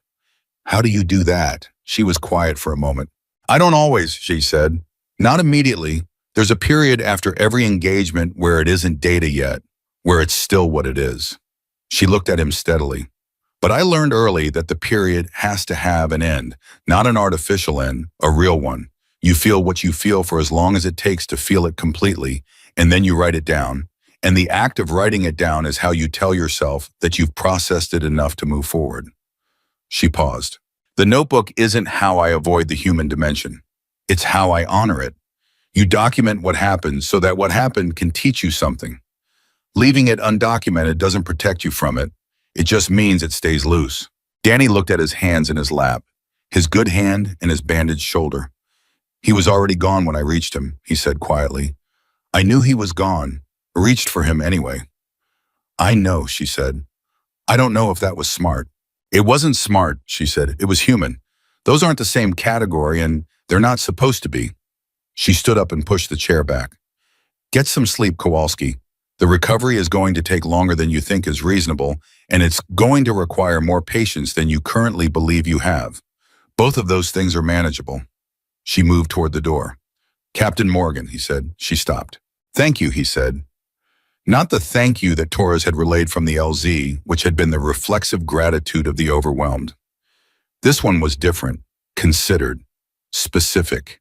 The thank you of someone who has understood what they are thanking someone for and has chosen the words because they are accurate and not because they are available. She looked back at him. Do the work, she said. That's what you owe me. Do the work and know what the work is for. Everything else follows from that. She went through the door. The storm broke at 1400 hours, which was 6 hours ahead of the weather station's projection, because weather in the Highlands operated on its own schedule, and the projection had been conservative. The clouds pulled apart from the east, and the light that came through was the specific light of high-altitude post-storm clarity, sharp-edged cold making everything visible at distances that the storm had been obscuring for 4 days. Webb was outside when it broke. He had been running the perimeter out of habit rather than necessity because the habit of perimeter assessment was 20 years deep and didn't switch off cleanly, and he was halfway through the second lap when the eastern sky opened and the mountains appeared. The ridge was visible. From 4 kilometers away at ground level, it was a line of rock and snow that looked in this light completely unremarkable. The notch on the eastern end was a shadow between the two boulders. The position where the enemy sniper team had held 10 SEAL operators trapped for 58 hours was a piece of geography, nothing more. No more inherently threatening than any other piece of geography at that elevation. Webb looked at it for a long time. Elara came out of the operations center door and crossed the base to stand beside him because she had seen the sky change from the window and had understood what the clarity meant, and she had come outside for the same reason he was still standing here to see the ridge without weather between them and it. They stood side by side and looked at it. It's smaller than it felt, Webb said. Distances always are in good light, she said. He looked at her. You knew, didn't you, before you arrived, when command briefed you on the range and the conditions. You knew you were going to attempt the shot. She considered the question with the honesty it deserved. I knew I was going to attempt to build a solution, she said. Whether I attempted the shot depended on whether the solution was sound. If the observation data hadn't supported the microgust model, I would have reported conditions as non-viable, and we would have found another option. Was there another option? I don't know, she said. I didn't need to find out. He looked back at the ridge. The unit, what we said when the radio told us you were coming. Physics, suicide, everything Reyes said, the doubt. Was earned, she said. I hadn't demonstrated anything yet. It didn't affect you. She was quiet for a moment. It informed me, she said. The doubt wasn't wrong. It was working from incomplete information. My job was to complete the information, not to overcome the doubt. The doubt took care of itself when the information was complete. Webb thought about that. He thought about Briggs saying I told her she was wrong, and her answering you were working with incomplete data. He thought about the way she had sat in that stone room and listened to the skepticism without deflecting it or defending against it, just receiving it as another data point and adding it to the model. The working group Voss mentioned, he said. Damneck, the doctrine work. Yes. You want to do that. I want to make the methodology available, she said. What I did in that shelter is not a personal capability. It's an applied framework that can be taught. If the doctrine incorporates it and trains for it the next time a unit is in that position, they have more options than they had when we were sitting in that room. She paused. Danny Kowalski almost died because the options available to that unit didn't include a viable long-range precision solution. The doctrine change means next time there is one. Webb let that land completely before responding. And the abort training. What you said to Hargrove about it being the hardest thing to teach. It's the hardest thing to teach because it requires operators to accept that the moment of maximum commitment is exactly when the most precise thinking has to happen, she said. Every instinct says commit, The training has to build an instinct that says before you commit, verify, not as a delay, as the final step of the process. She looked at him. You do it already. Every decision you made in that shelter over 58 hours was a verified before commit decision. You didn't break cover when the conditions didn't support it. You held position when holding position was the right call. You're already doing the abort training. You just do it at the tactical level instead of the ballistic level. Webb looked at her. You've been watching the whole unit. I watch everything, she said. Data is data. He almost laughed. Not quite, but almost. The door to the medical facility opened behind them, and Hatch came out moving with the lighter step of a man whose primary concern has resolved. He came to stand with them and looked at the ridge in the new light and said nothing for a moment. Then he said, Danny's asking when he can go back to the teams. What did you tell him? Webb asked. I told him 6 weeks minimum for the shoulder. He said that's too long. Hatch paused. I told him the shoulder doesn't negotiate. What did he say to that? He said fine, he'd use the 6 weeks to study atmospheric ballistics. Hatch looked at Alara. He asked if you'd recommend reading material. Alara was quiet for a moment. Then she said, tell him to start with Litz. Brian Litz, Applied Ballistics for Long-Range Shooting. Then Macmillan on Platform Stability and Variable Conditions. Then anything he can find on atmospheric boundary layer theory at altitude. She paused. Tell him the math is harder than it looks, and the physics is simpler than the math makes it seem, and the place where those two things meet is where the methodology lives. Hatch looked at her. You know he's going to memorize all of that. Good, she said. That's the point. Reyes came out next, and then Torres drawn by the light. The way people are drawn by the cessation of something oppressive. The storm had been the constant for 4 days, and its absence was news that the body recognized before the mind did. They assembled outside in the cold and clear air and looked at the mountains that had been invisible and were now simply mountains unremarkable and vast and present. Torres looked at the ridge for a long time. Then he said 1 round. Nobody asked him to clarify. 1647 meters, he said, in a blizzard with a 15-second window. 1 round. He shook his head slowly. I'm never calling anything physics suicide again in my life. You should call things physics suicide, Alara said, until you run the numbers. Then you call them by whatever the numbers say. Reyes looked at her. And if the numbers say it's impossible, then you check the numbers, she said, because impossible is usually a calculation error. Briggs, who had come out behind Reyes, heard the last exchange and looked at Webb with an expression that said he had heard that before, and it had landed differently this time in the open air and the clear light with the ridge visible and the shelter 4 kilometers away, and Danny Kowalski inside asking about atmospheric ballistics textbooks. Webb looked back at the ridge one more time. He was thinking about something Alara had said in Hargrove's office. That knowing what the math was for was why you made it work the first time instead of the third time. He had been carrying that sentence since she said it because it was the kind of sentence that reveals more of itself the longer you carry it. He had run the numbers on a lot of things over 20 years. Tactical decisions, personnel decisions, risk assessments. He had always believed that the numbers were the answer, that if you built the calculation correctly, the calculation told you what to do and you did it.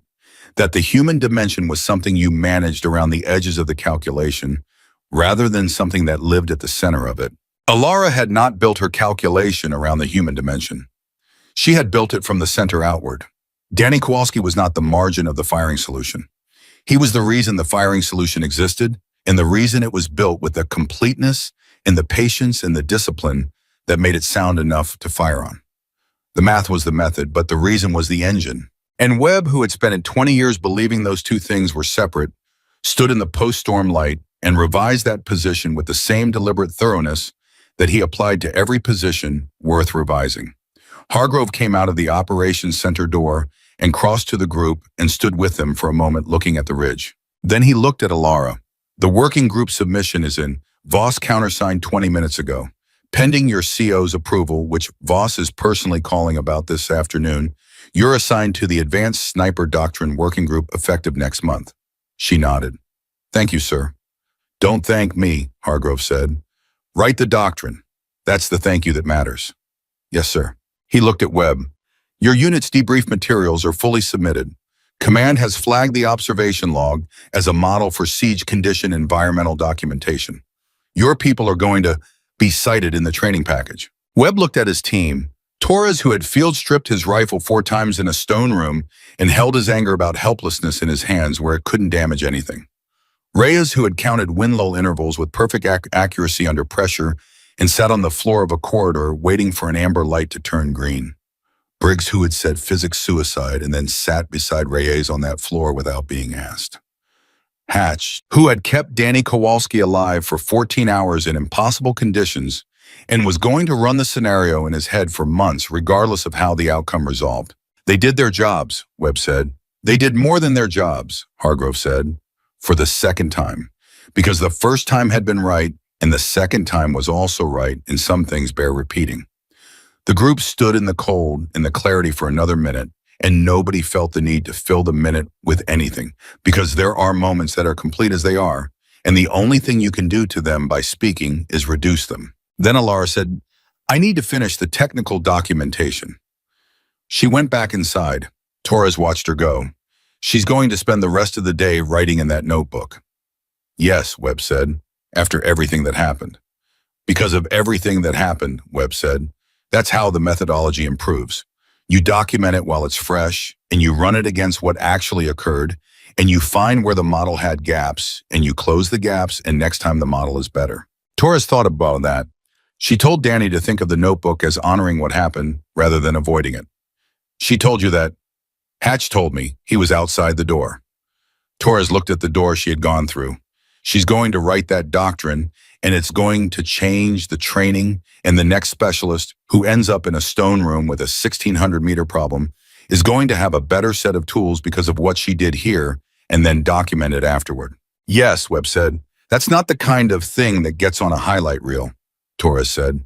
"No," Webb said. "It's the kind of thing that matters in 10 years when someone we'll never meet makes a shot we'll never hear about in conditions we can't imagine, because the doctrine was there when they needed it." Torres looked at the ridge one more time. Then he nodded once with the finality of a man who has completed a thought he started 3 days ago and found that the ending was different from what he expected and better than what he feared. Inside the medical facility, Danny Kowalski was already writing not documentation, not yet. He didn't have the framework for that yet, but a list. Applied ballistics for long-range shooting. Macmillan on platform stability. Atmospheric boundary layer theory at altitude, written in the margin of the medical intake form that was the only paper he could reach with his good hand. In the careful handwriting of a 23-year-old who had decided that 6 weeks of recovery was not empty time but preparation time, and that the difference between those two things was exactly the difference between a specialist who made one remarkable shot and one who built a methodology that other people could learn from. He didn't know yet that that was what he was deciding. He thought he was just writing a reading list, but the notebook always starts somewhere.